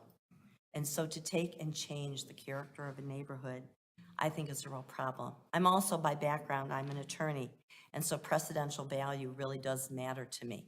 And I don't see the precedent for starting with this street, which is why, Mayor, I think your plan is exactly on the par, by going to the major arteries, to look for the connectivity, to be in line with the things that we've decided are priorities for this town, rather than starting in the middle with this one, or bringing it back again when it had been really ravaged in terms of a community before. Too much time has gone on, and frankly, times do change, and so maybe there is more traffic, but in those times, people also moved into these neighborhoods. People also adapted in these neighborhoods, and frankly, we are willing and open to work with this community to find the safest solutions for everything. So if that means talking to the police, if that means setting up our speed things, if that means looking at alternatives, that's one thing to go. But you don't have to go to the major extreme to get there first. And so I don't want to see that happen. I spent a lot of time, I'm not the liaison to the TAG, but I have to say that our advisory group, really the Transportation Advisory Group, did a phenomenal job in terms of looking at facts and asking for more information. But it's now up to us as a council to make a decision, because I think we've gone through so many iterations, and we've heard so much testimony. We've read all of your letters, and we know how much time you spent, because you sent several letters. And I don't mean it in a way that's ungrateful, because frankly, one of the reasons I went to other meetings was to hear what everybody had to say. I didn't want to miss a voice, because your voices are important. But at some point, we have to make a decision. And I think that that point is now, and I think that what we need to do as a city is to study it in a more comprehensive manner. But with regard to this project, we need finality and closure. And I think that we've heard you loud and clear, and you have a beautiful neighborhood, and I hope you come back together as neighbors, because it's really below us not to be. Thank you. Councilmember Bloomberg? Well, one of the advantages of going last is I don't have to add a lot to the conversation. You sat through everybody's comments, and I have to say that the comments of my colleagues are thoughtful on both sides of the subject. I do not agree with everything that's been said, but I respect and appreciate everything that's been said, and it's all been said in good faith. I also appreciate the passion that everybody on each side of this has brought to the city council on this subject. I know that it's important to you, regardless of which position you take, whether you want sidewalks because you feel it solves a safety issue that you perceive, or whether you do not want sidewalks because you feel it would adversely impact the character of the neighborhood. The mayor started out by talking about our priorities as a city, and unfortunately, this particular subject that's before us represents a collision of many of those priorities, particularly safety versus our ecological and sustainability initiatives. I don't want to belabor it, but I find myself more in agreement with Councilmember Stone. I would prefer to put sidewalks in this area. I'm more persuaded by the discussions concerning safety issues. I understand a majority of people may not agree with that. As I've said in the past, as I review comments from the public about an issue before us, while the number of people on one side or the other is important, it is not the sole determinant for me, but the content of what is said, even if it's only said by one person, tends sometimes to carry a lot of weight for me, and in this circumstance, that is true. Thank you. Thank you. So with that, I'm happy to open this to public comment unless Director Bannon, I'm sorry, Councilmember Tapia has more he'd like to add. Yeah, I really want to reemphasize a point that Councilmember Littleward just made. Obviously, I feel very strongly about it. This has been 5, 6, 7, 8 years in the making. The anxiety that this has created for everybody has been pretty intense. As much as I agree that we should do a more comprehensive look, I would urge us to also bring finality to this particular situation. Oh, absolutely. Because we can't keep stringing people along. That's why it's on the agenda. To have finality. Absolutely. Thank you. Appreciate it. Are there members of the public who wish to be heard, or have you been heard sufficiently that you feel you don't need to continue? You're welcome to join us. Share your comments in 3 minutes or less. Please state your name for the record. Thanks. Hello, my name is Letitia. Quite well. We need your full name. Oh, Letitia Lee. Thank you. Sorry about that. This is my first time speaking, Nope, so I'm we're not, happy to have you. not very confident like you guys are on the podium. Council members, neighbors, and friends, thank you for giving me the opportunity to speak today, and I hope I'm hearing a lot of coughing, so I'm hoping everybody has a quick recovery of whatever the fall has given you. I stand here because I care deeply about my street and our community and the beautiful environment that surrounds us. You guys have probably already heard this spiel about this and all of this. Our street was designed without sidewalks for a reason, and that's part of its charm. We all bought our home knowing this and appreciating the natural beauty, the trees, the greeneries that makes our neighborhood unique. Adding sidewalks now would destroy much of that beauty, and I do care for the safety of children deeply. I myself am having another third, so it's very important for me for child safety. But as like some of you had mentioned, we kind of have to learn to adapt, and I do adapt quite beautifully with 2 of my boys and coming of the girl. Sorry, I'm going to sound shaky. The trees that line our road, which have been a part of the community for decades, would be at risk. And what's the gain? A street with fewer trees and likely faster drivers, sadly. I do witness this quite often. I come from a very small town. We did add stop signs, and that was something that did resolve it on the road I lived. I used to live on a very long road. So this is something I kind of got used to, not having a sidewalk. I understand that some feel sidewalks would improve safety, but let's be realistic. The speed limit is 25, so it is a good mileage per hour. The safety concern, I think we should reinforce it if that does come to the situation. But sacrificing our trees and the natural environment which we cherish seems a little too high of a price for me. For a problem that can be addressed in other different ways. But what's most troubling, however, is this issue has divided us. Neighbors are now at conflict, pitted against one another, when we should be working together as a community. People who don't even live on our streets sometimes weigh in on what should happen here, and that's not fair. Those of us who live here, walk the street daily, and the ones most affected by this decision, our voices should matter and should be heard. And I really appreciate you guys listening to me. Absolutely. Thank you so much. Thank you. Any other members of the public want to be heard? Sure.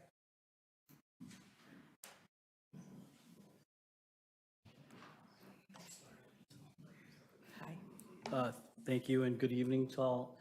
I did have some things to say, but I learned some things. Please share your name for the record. Oh, Larry Walters. Thank you. And I learned some things today from all of you speaking.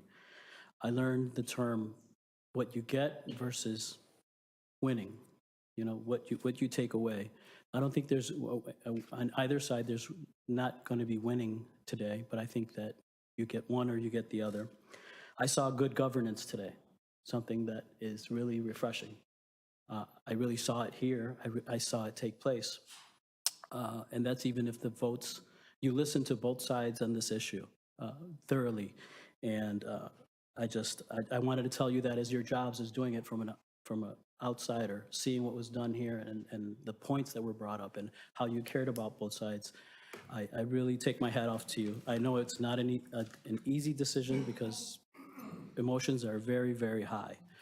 I think that there are some measures that can be taken to appease both sides, and I hope that maybe something like that can come up, something that we can all get behind. Things like maybe a crazy idea of lowering university to 15 miles an hour, you know, and enforcing with a speed camera that would generate income for Highland Park. Or Highland Park Police Department is an awesome department, and I'm sure they could crack down on it. That's what I believe. I do believe in speed humps, you know, and to be honest, neighbors that live on University know me, and I'm probably one of the faster than driving neighbors on University. So I'd probably pay some of those, you know, but it makes me think probably a lot. And So I have. slow down, Larry. Yes, I do, and I am. 15 for you. 3 little girls and grandma. But I just want to say that I value everyone's opinion on both sides, and both sides have very valuable points. I understand that. I recognize that. I have been on the street when someone's gone faster than they should. I take that, I take that akin to our street is the way that it is because people drive down University slower than other streets because they know that there's people there. There's probably going to be people on there. Just like if you go to Wisconsin or something and you see a deer signs, you know, oh, let me slow down because I could end up hitting a deer and hurting myself, the deer, the car, everything. So there's ramifications, you know, there's consequences. So I think that people see people on University and they actually drive slower for that. I'm all for speed humps, stop signs, and ticketing in order to get the speeds down to appease the people that are concerned with safety. I do respect their viewpoints. I do respect them as neighbors. I don't want to, I tone down a lot of things that I you know, because I just want to be, I want to be a good neighbor. I want people to come together. I do respect other viewpoints. And this was a display of everyone putting the thoughts forward. I want to thank everybody for what they've done. Thank you very much. Any other members of the public wish to be heard?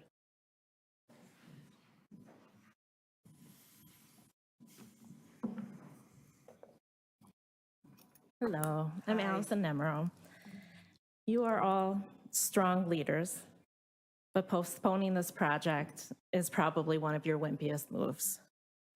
University is an accident waiting to happen, and now you're all going to be on record showing that you postponed a project, and my heart hurts. I'm sorry I didn't bring my Save the Children shirt, but every ounce of who I am and what I do all day, every day, whether saving children here or abroad, is who I am and who so many of us are in our neighborhood.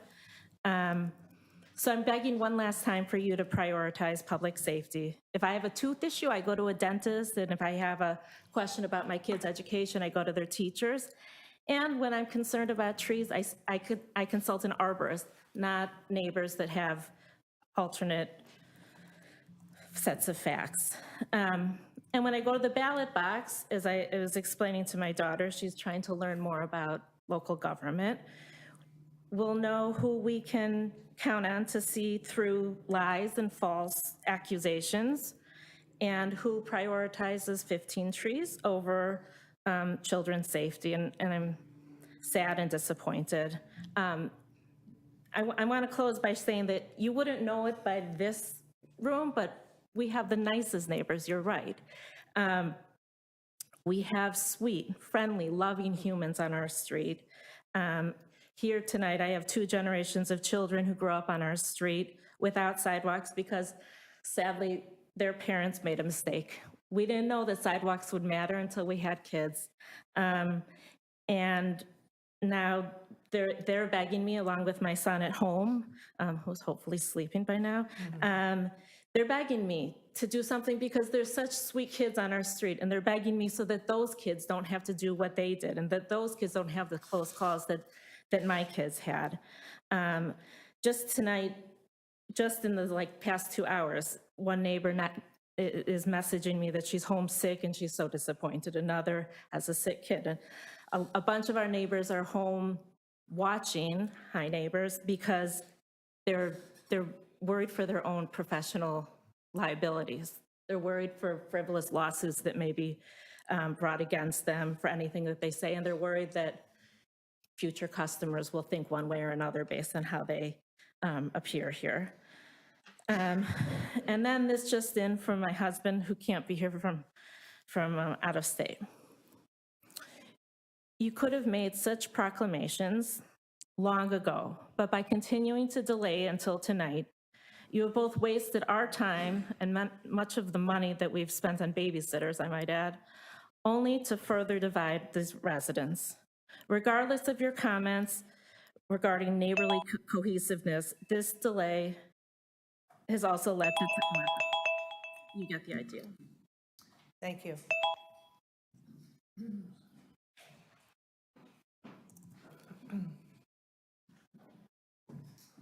Josh Weiner again. I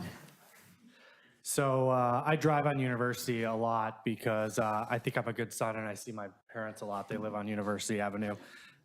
They maybe think I could come more often, but that's what good parents are. I think it's not always obvious when we make decisions to do the right thing that we're always doing the right thing. I grew up on a street with no sidewalks in Deerfield, and it made it incumbent on my parents to make sure that I was more aware of my surroundings when I was walking around on the street. Every day, I walked 2 blocks from my bus stop to my home, and I got a understanding from my parents that I needed to be more aware of my surroundings. And that is part of child safety, is preparing your children for the circumstances that are going to exist where there is assumed risk in the real world. That is just the reality. Also, my subjective experience driving on University is that I do end up driving much slower than on most other streets. And that mostly has to do with the fact that there usually are people walking around. And as soon as I see people walking, I slow well below 25, 20, I think it's 25. I'm usually at 20 or 15 miles per hour, probably even slower when there's children on the street. So there's this idea that humans also react to their surroundings in a certain way, and there's a liability for a driver to hit somebody. So nobody's, there's the idea of distracted driving, but I don't think anyone's frivolously just speeding because there's people on the street. It actually probably makes people slow down. That is subjective experience, though, I will say. But I do want to tell a story about my mom and I. I live on Green Bay Road, which is a place where there's obviously sidewalks for different reasons, but interestingly, there's a tree between the street and the sidewalk right in front of my house. And my mom and I were out frying a turkey on Thanksgiving about 3 years ago. And right when we started the fryer oil was getting hot. A car veered off the street onto the sidewalk and hit this tree. The trajectory of this car actually would have hit us if this tree were not on the other side of the sidewalk. To say that if the city had decided to redo the sidewalks in front of my house, and this tree was taken out because of the excavation to redo those sidewalks, my mother and I would have actually been hit by that car. So, Yumi Ross said something, to a certain extent, actually, the perception of a smaller street can actually slow people down. Also, trees can be protection for projectiles, for cars, et cetera, when you're actually enjoying yourself on your own property. So subjective experience, I think, important for everyone to consider. Thanks. Thank you.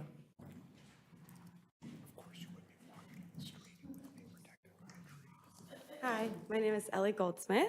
I grew up on University Avenue and lived there my whole life until I went to college down at Northwestern. I was so excited to hear that we would finally be getting sidewalks.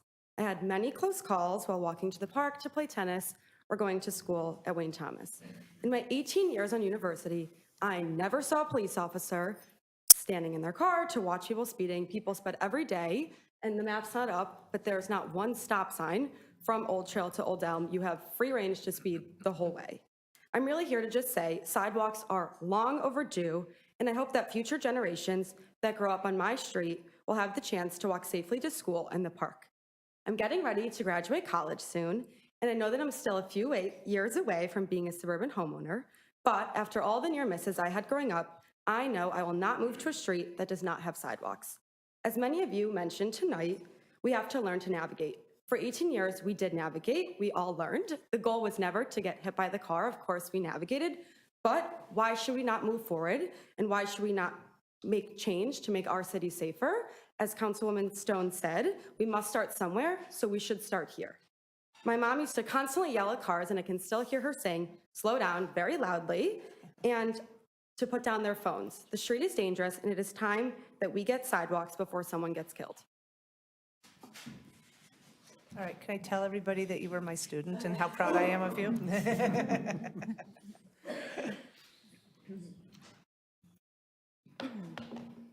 See if I'm tall enough here. Hello, my name is Desiree Gonzalez. I'm a consulting arborist with Save a Tree. I know everybody's been talking about professionals, so here you go. You have your professional consulting arborist. I was retained by concerned individuals on University Avenue to do a separate individual study on the sidewalk. Today, I'm going to kind of take a different approach. I know everybody's kind of divided on the whole idea, so I just want to kind of bring out the importance, and I want to emphasize the importance of assessing tree root systems and providing ongoing care for trees affected by construction to ensure their long-term health and stability. So when roots are severed during construction, the immediate impact might not be obvious, but the long-term damage can be severe. Trees may lose critical anchorage, making them vulnerable to wind and storm damage. They can also experience reduced access to water and nutrients, which can compromise their health. Over time, these stressed trees become more susceptible to pests and diseases and even structural failure.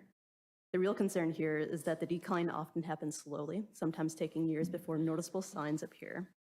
This makes the problem particularly concerning because trees that seem healthy to the surface or on the surface may be at risk of failure below ground. To mitigate potential issues near mature trees, it's essential to involve an ISA-certified arborist to assess how proposed work might impact the roots. However, for an accurate evaluation, roots must be exposed to determine their size and how many will be impacted. While we can make educated guesses about root locations based on observations, this method isn't foolproof. The only way to truly understand where roots are located is by removing the surrounding soil and directly inspecting them using tools specifically designed to avoid damaging the roots. It should be noted that even if roots can be removed without immediate harm to the trees should still be closely monitored afterward, as individual trees will respond differently to root pruning. Some trees may recover well, while others could experience stress and/or decline in health. Ongoing care and regular assessments are critical to supporting impacted trees' long-term health. In short, while sidewalk construction may seem like a one-time disruption, its effects on tree health can last for years. By planning carefully, we can create a balance between preserving the urban forest and supporting local infrastructure. And that's all I have for you. Thank you so much for your time. Appreciate it. Any other members of the public wish to be heard? Hi, my name's Rebecca Nemro. I'm in 8th grade and I go to Northwood Middle School. I'm going to start in Spanish and then I'm going to translate to English. A la edad de 5 años aprendí a hablar español y desde entonces he logrado fluidez. Si puede dominar un idioma completamente diferente, entonces seguramente ustedes podrán tomar medidas significativas para instalar cercas que protegen de cualquier daño a los niños pequeños y a los civiles inocentes. At the age of 5, I learned to speak Spanish and have since achieved fluency. If I can master a completely different language, then surely you can take meaningful action to install sidewalks. That will protect young children and innocent civilians from harm. Just 11 days before my birth, my grandmother was tragically struck and killed by a car. I am therefore named after her. Why did this happen? The answer is straightforward. There were no sidewalks.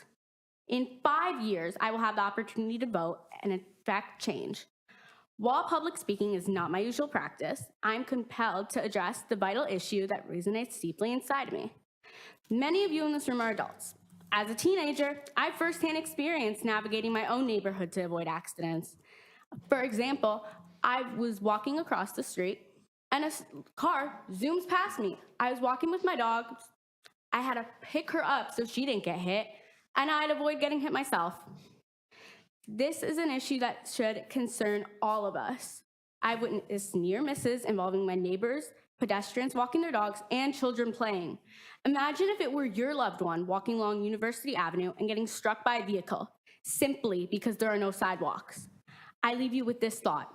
The absence of sidewalks places innocent lives at risk. Thank you. Thank you. Any other members of the public wishing to be heard?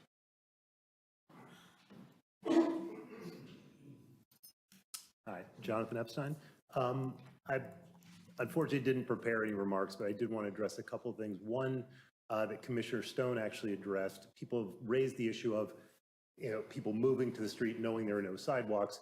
What we were not aware of is the amount of landscaper trucks that are on the street, people using cell phones, distracted driving, Amazon delivery trucks, how busy our street is, because a lot of people don't want to go down Summit, so they cut through University. It is a very busy street, walking with my kids, walking with my dogs. Singular. One of the things that there's been a lot of talk about concern about children and the safety to people in wheelchairs, the elderly, disabled. Through all this, I've heard the number of trees that would be affected. Has anybody looked at how many kids are on the street?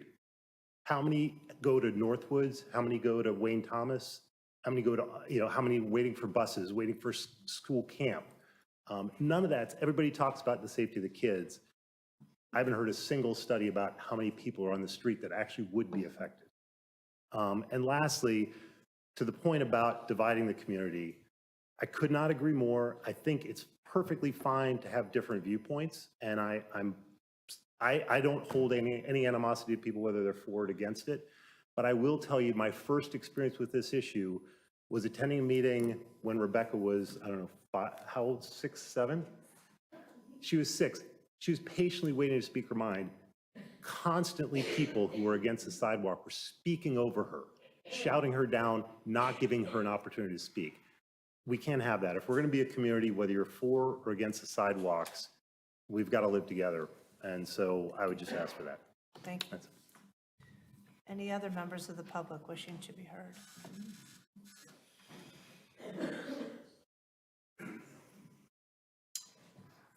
Hi, my name is Larry Etchell. I've lived at the corner of Summit and Old Trail for 39 years. I've got 3 points to make, and I'll make them very briefly. The first point is that in all those 39 years, I've seen people walking up and down Old Trail, and I've heard of and seen no accidents in that time.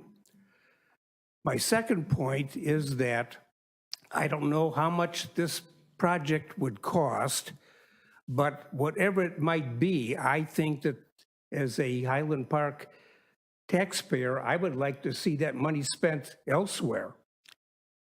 And my third point, which has not been raised up to this point, is that I've got a lot of frontage on Old Trail. And if the sidewalk went in, can I assume that the city of Highland Park would come and take care of that sidewalk in the snow? Because I'm too old to do it myself. So That's an additional point. It's a very small point, but nonetheless, I think it should be considered. Thank you. Thank you. I'm happy to tell you that we did approve the snow and ice plan this evening, which does involve plowing sidewalks when there's 4 or more inches of snow, but just wanted to be sure to answer that for you.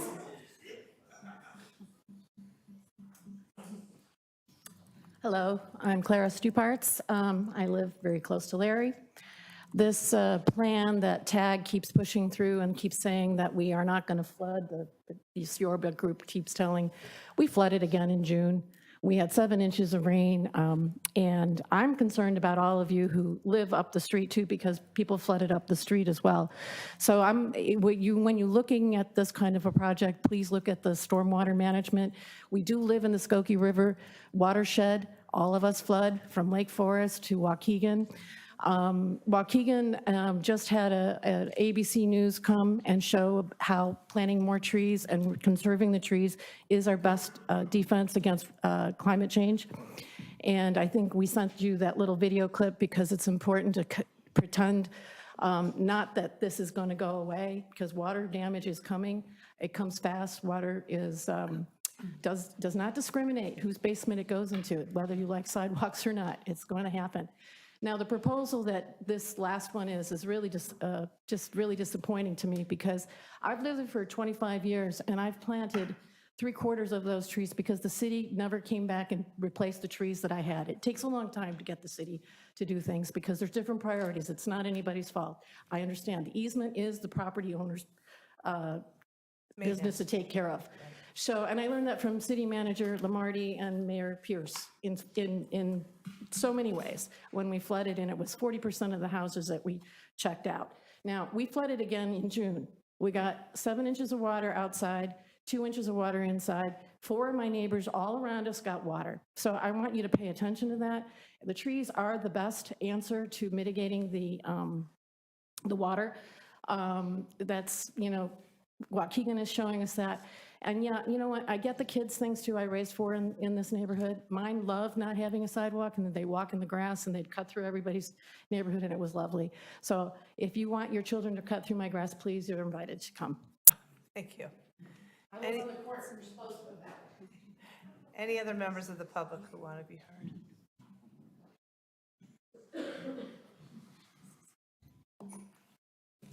Hi, I'm Lindsay Block. I actually did prepare remarks tonight, but I'm going to pivot.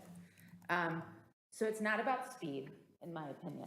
Yes, people speed down our street, but it's about all of the cars. And I've taken pictures just in the past 2 days that I'd love for you guys to see, where my 6-year-old would be hidden because there are 4 cars here going around the turn, which is insane, in my opinion. Also, I believe you're only supposed to park on one side of University Avenue, all the way up and down. So where's the enforcement? We've also been told time and time again that we cannot have speed bumps or speed humps, whatever we want to call them, because of emergency vehicles. And the police have stood here and told us they will not put in stop signs either. So everybody is here talking about other ways to protect my children and the other children. But they've already shot that down, even though each one of you sat here tonight and talked about adding them. So I am furious at what is going on, and that the safety of our children isn't being looked at. And I think that's a problem, and I think there's many ways that you can address this, other ways than sidewalks, but that's not being done. And so something needs to happen. Thank you. Feel free to give your pictures to the clerk and we can see. All within the last 36 hours. Gita had something. Gita, did you want to say something? Yeah, thank you, Mayor. I'll just say, Sorry, City Manager. we hear the council loud and clear, your recommendations in terms of looking at the sidewalk as part of a master plan, and then certainly have heard the concerns from the public about speeding concern, the parking enforcement. So we are definitely going to follow up. As noted by the council, there are a number of different traffic calming measures that are available to communities to undertake. So we have a traffic management committee that consists of representatives of police, engineering, public works, management. So we will review that and then certainly follow up with the group. We have, I think, everyone's email address, but if we don't have your email address, please provide it to us and we'll follow up accordingly. Thank you. One other thing. If you're going to speak, you need to be at the podium so we can record you. Yep. Okay, thanks. I can. Hi. Hello. I'm Josh's mom. Pamela Weiner, I live at 3172 University Avenue. I was going to talk a lot about the flooding, and Carla just gave a good example of what we are experiencing lately. We've had such excessive rains, and my neighbor and I, basically, when it rains like that, has like a pond between our homes. So I just want to talk about what the trees do for us. A large oak, 2 feet in diameter, soaks up about 300 gallons of water daily. So just one mature tree soaks up 11,000 gallons of water per season. We have 3 big trees in front of our house and our neighbor, so the big, huge oaks. I wanted to give an example that those 3 trees take up 33,000 gallons of water, and we still have a pond in front of our house when it rains excessively like that. So just to give you an example, we have an in-ground pool, 18 by 36, that holds 22,000 gallons. So I just visually want you to understand how much water these trees take and hold for us. And when you put asphalt, it does not, it does not absorb the water. We moved to our home without sidewalks, as did everyone here. We love the tree canopies in the summer. They provide a shade, keeps our house cooler. In the fall, which now the street, when you go down, it's gorgeous. The colors are changing, it's beautiful, and it's one of my favorite things about our street.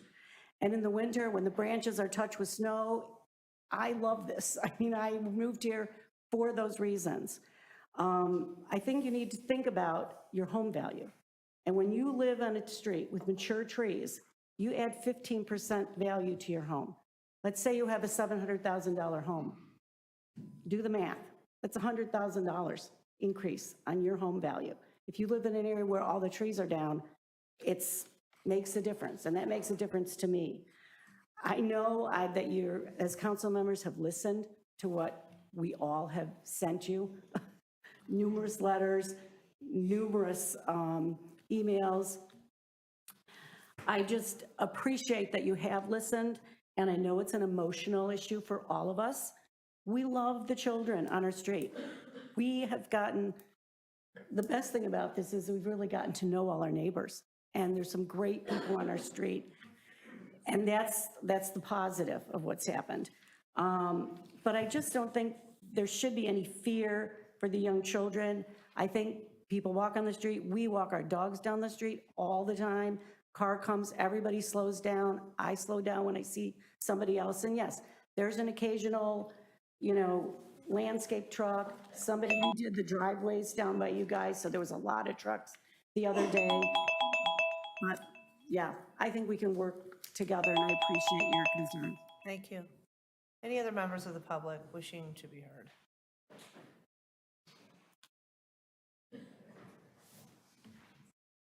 Hello. Hi. My name is Bobby Etchell. 39 years ago, I moved into my home. Shortly after several serious accidents, I was instrumental in getting a 4-way stop installed at Old Trail and Summit. I am not opposed to change, but I am opposed to change for no valid reason. While sidewalks may be beneficial to families with young children, these children grow up. What happens when they bike or walk to friends' homes within the Highlands, or as my children did? We cannot put sidewalks on every street in Highland Park or even the Highlands. It is not feasible to add sidewalks in a community established 100 years ago. I don't believe the dramatic change of landscape for our street and neighborhood is wise or fiscally prudent expenditure. Unfortunately, we cannot protect our children from everyday life, but we can give them the skills to navigate the streets of their community. Thank you. Thank you. Anybody else wishing to be heard on this subject?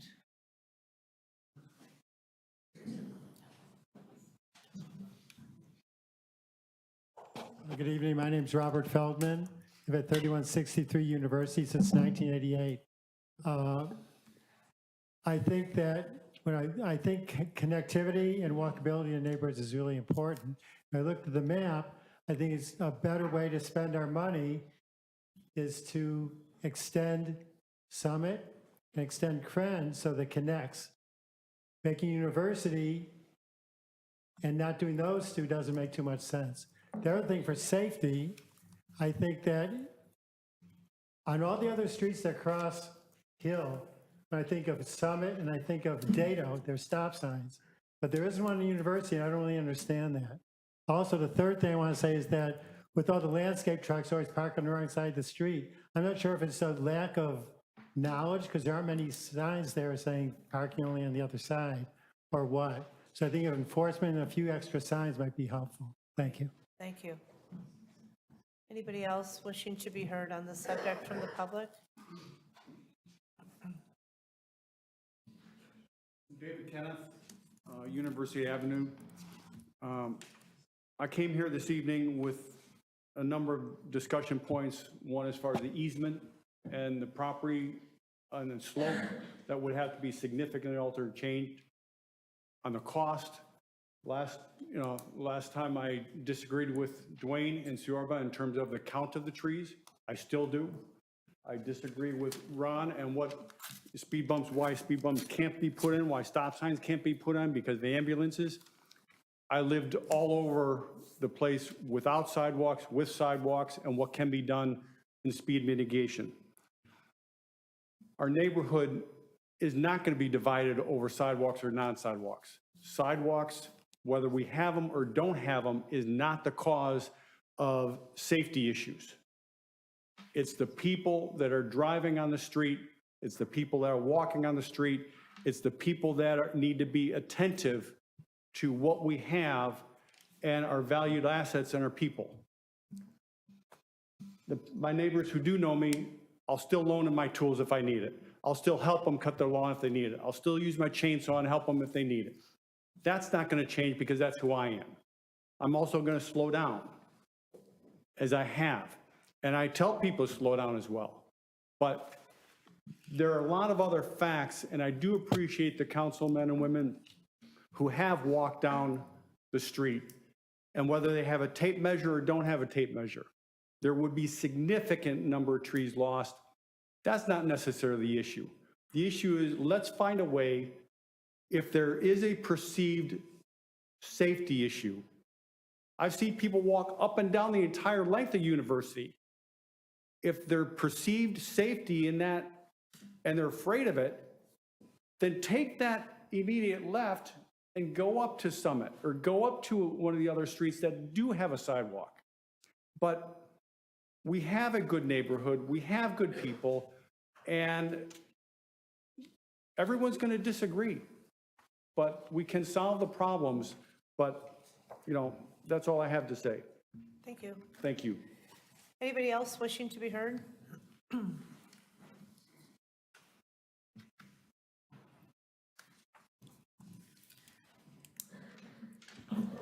Hi, my name is Jory Houlihan. I live on University. Like this gentleman here, I was somebody who did not really consider what not having sidewalks would be until after I moved in. And I saw how fast people drove.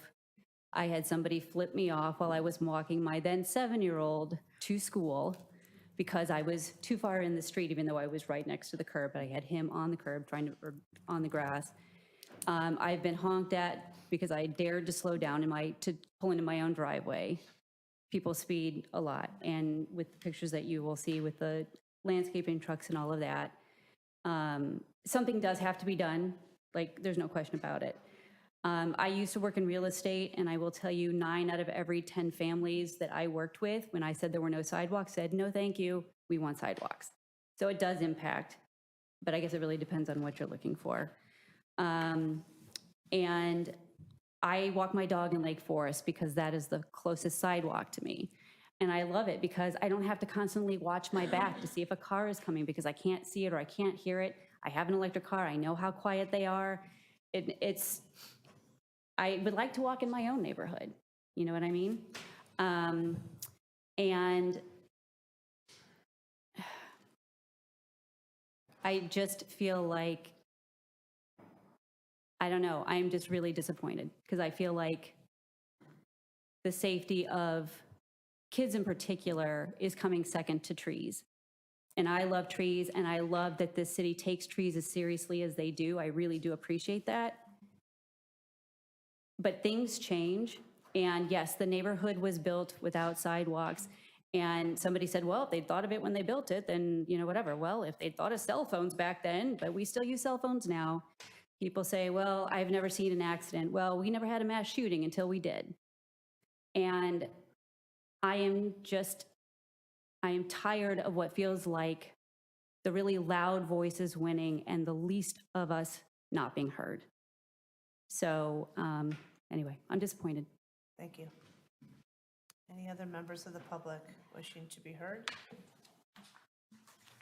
No? Yes? Okay.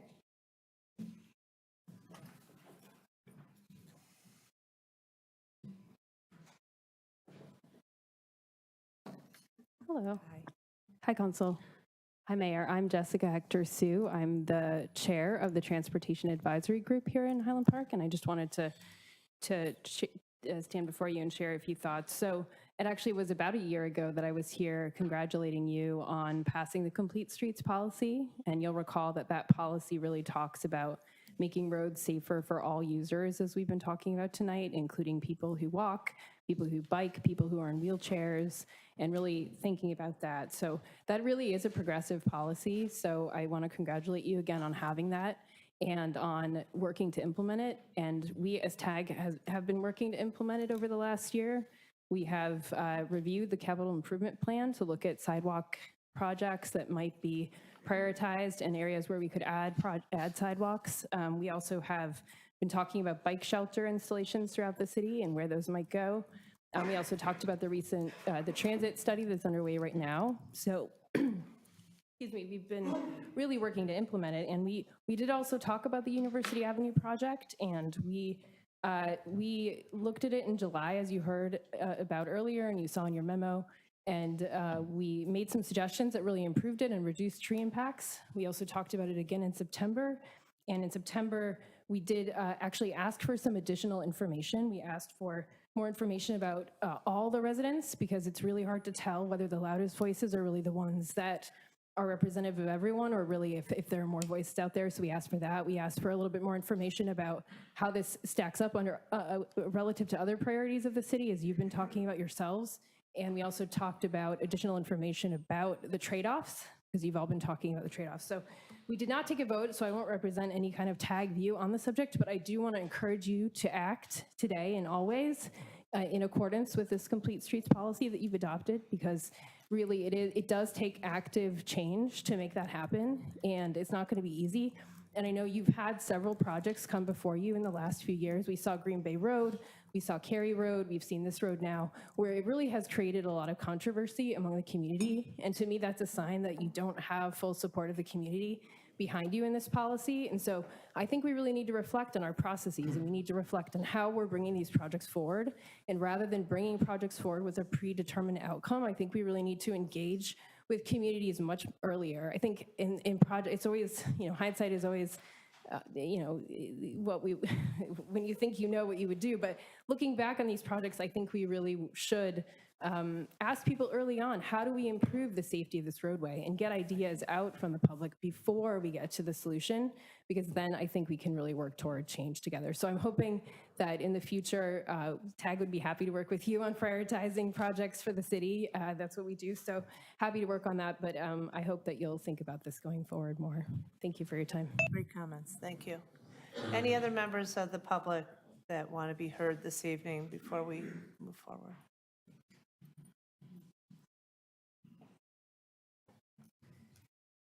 Hi. Hello, my name is Katie Hegner. I've lived on University for about 10 years now, I have a 2-year-old little boy and another little kiddo on the way. I do have to say I love our street. I think it's awesome. We have all the beauty that we have. Life is going to change. We never know what's going to happen. We could walk out in the street right now, something could happen. I don't think putting a sidewalk on our street is necessarily going to change any safety. Yes, there's going to be a sidewalk there, but now drivers are going to drive faster. They're not expecting anybody else in the street.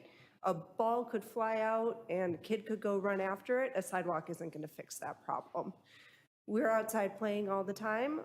Our 2-year-old is really good. We say, look, dude, there's a car coming. And he goes and runs on the grass. Like, I think that's a great way to teach your kids how to look around them, how to know what's going on in their surroundings, and just to make sure that they're aware as well. I mean, it's as much on the kid, too, to make sure they're looking both ways. And I don't think a sidewalk is necessarily going to change any safety in the neighborhood, because there really are no safety concerns, which has been proven by the speed studies. It's been shown that there are no accidents. There are really no other pressing safety issues. Great, thank you. Thank you. Any other members of the public who want to be heard?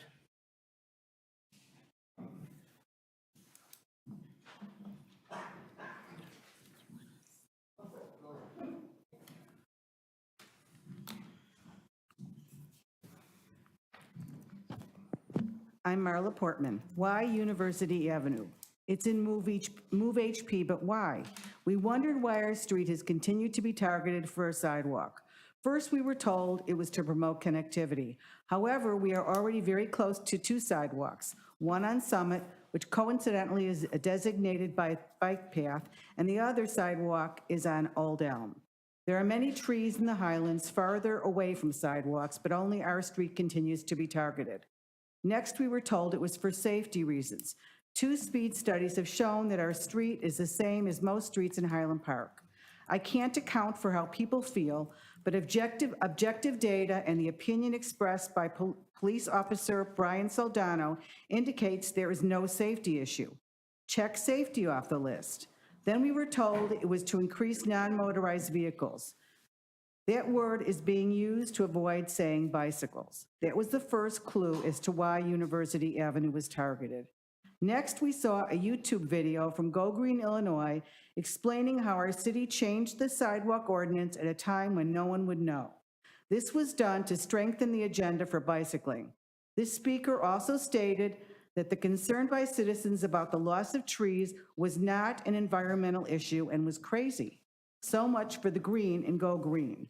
We also learned that the TAG member promoting the sidewalk is on the board of the Active Transportation Alliance, a bicycle lobby. We know that the cyclists love our street because it's a hill. The west side is Old Elm Golf Course, and it has no stop signs. These cyclists do not like walkers in their way and yell at us as they cycle by. Most of these bicyclists don't even live in Highland Park. This is the real answer to our question. Why University Avenue? This initiative in Move HP is about bicyclists wanting walkers off the streets. Why is it not good enough that we already have a bike path not far from our street? The bicyclists already use our street. Why isn't that sufficient? Should every street have sidewalks for bicyclists? What do we really value in Highland Park? In this instance, the city is prioritizing bicycling above everything else. Our city council should set a good example for our children and protect the environment for their future. This should be a priority. If you vote in favor of this initiative, then our city isn't a tree city, doesn't care about the environment, and doesn't care about climate change, although I know that's a hard decision. Their main concern is bicycling. I want to believe that the city council members know better. Our street is a terrible candidate for retrofitting. To put in a sidewalk, it was not designed for sidewalks. There are over 42 trees in alternative 4 that are many years old. 15 will be taken out immediately, and 27 will be at risk after that when you dig into their root systems. No one can know what will happen to these trees. That's a fact. This initiative is torn apart our neighborhood emotionally, and if you vote for this to go forward, it will leave scars that will never heal by changing our neighborhood's character forever. You will destroy the thriving environment we are so lucky to live in. Our many beautiful trees are what make Highland Park so special. Thank you. Thank you. Any other members of the public who wish to be heard?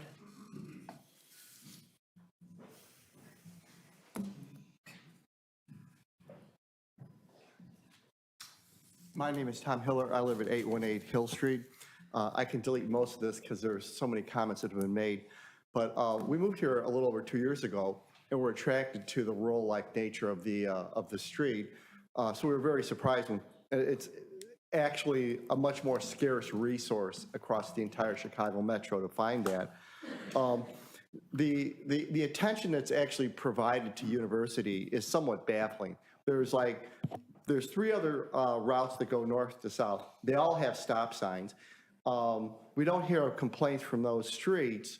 To me, it just seems obvious to try and treat all of the routes very similarly and put a stop sign in. So I don't see the constant attention to University. I'd also like to say, just watching the evolution of this from 1 to 2 to 3, I mean, the 4th alternative would have to be reviewed by an arborist. There were questions about snow removal. Snowplows would push snow back up onto those sidewalks. So less than 4 inches could become more than 4 inches on somebody's sidewalk. And lastly, I almost feel like I could write like a short story about everything you want to know about sidewalks, but we're afraid to ask. And you know, when you start off with the complete streets and the federal highway guidelines, you get all these you know, ideal pictures. Okay, as time goes on, and you look at this, you know, alternative 4. I mean, it goes down to 5 feet. It follows a curb. I mean, it bears very little resemblance, in my opinion, to most of the diagrams that I would have been looking at.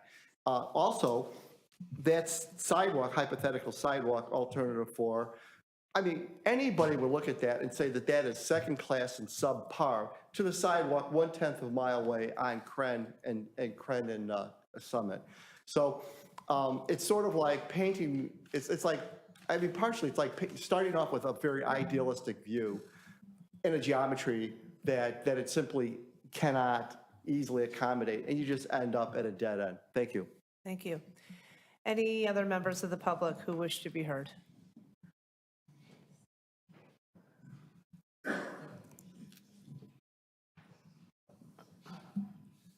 Hi, my name is Vivian Song. I wanted to say, introduce myself a little bit. I'm from mainland China. I wanted to say I sit through this process. I really appreciate what you are here to listen to the people. Even that land you wanted to build on the sidewalk is yours.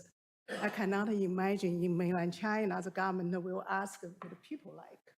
And especially if that is their land. If it's your land, they are going to take it.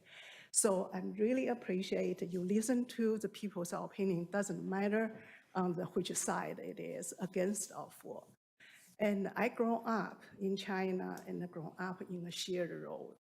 The shared with people, horse, tractor, whatever, the shared road. And it's noisy and messy, but we manage it. We have very little accident, by the way. And then I came in Chicago, the street is busy. So we came here, thought, gosh, this is a beautiful, it's a so quiet street. Where is traffic? I think it's all depends on how you feel. But here I wanted to share how I handle the shared road, which I grew up with. You actually don't want to walk on the very side. You actually want to walk in the road a little bit in the middle beside, trust me. So you want a car, you want other people see you. And for me, no matter who I see it on the street, like a bicycle, and who was in the car, or the people I know, I don't know, I wave my hand with a big smile, say, hey, welcome to my street. And this is the shared road I'm entitled to walk on. And so you just wave your hand and, hey. So get their attention, even they're on the phone, they saw you. So it's one thing you show your friendly gesture, another thing is protect yourself. And so if I walk by the street and the car stop for me, and I wave my hand across the street, and Tom always not do it, so I always wave hand for him. I say, wave your hand, wave your hand. So here is the safety tip I wanted to share. I want the people able to walk on the street with confidence, right, not say right in the middle, but close to the middle, and wave your hand and make yourself big so other people can see you for your safety. And I wish the people can walk on the street and live in the harmony with the trees. Thank you. Thank you. Any other members of the public wishing to be heard?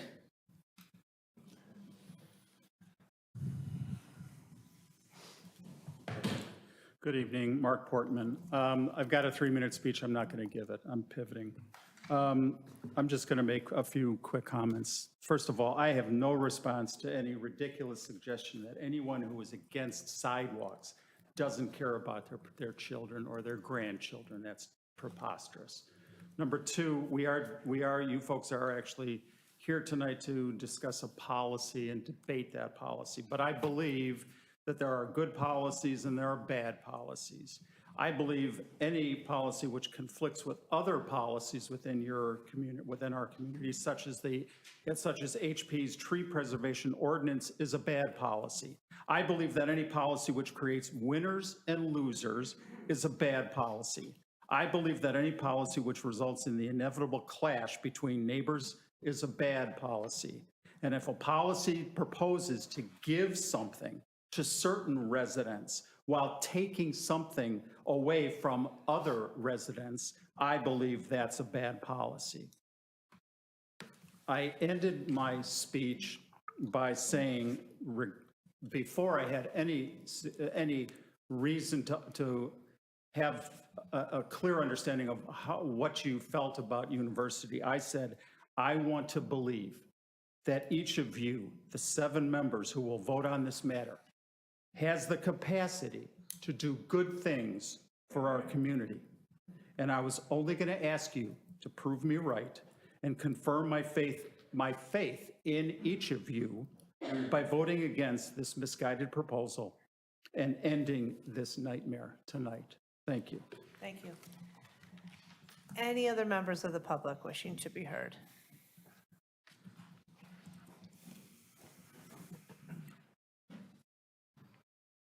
Dean Mosher, 920 Old Trail Road. You know, we've been hearing arguments, convincing arguments, passionate arguments, one side and the other side. Okay, there are 2 sides. So the question becomes, does this community want it?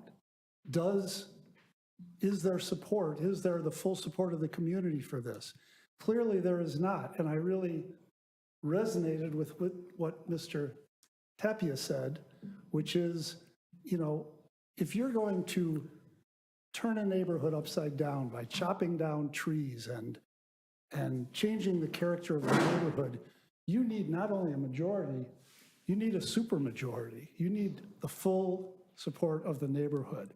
And that's why back in, I think it was 2016, when this first came up, there was a requirement for 75%, right? I think that's correct. Yes.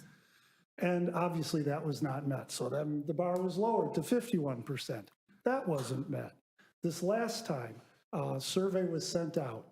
The responses came back a year ago, and it was 30% for, 30 votes for, 33 votes against. Not even a simple majority. Not even a simple majority. So to make these kinds of drastic changes to a neighborhood, if you can't even get a simple majority, I don't see how the council can vote to do it. And I think now, that was a year ago, before we knew anything about, you know, all the trees that would be felled and all the stormwater management that would be lost. Now, I'm quite sure that if you did another survey, a lot of the non-responses would become no votes. So there's a lack of support, so I'm asking you to vote no. Thank you very much. Thank you. Any other members of the public who want to be heard on this topic this evening?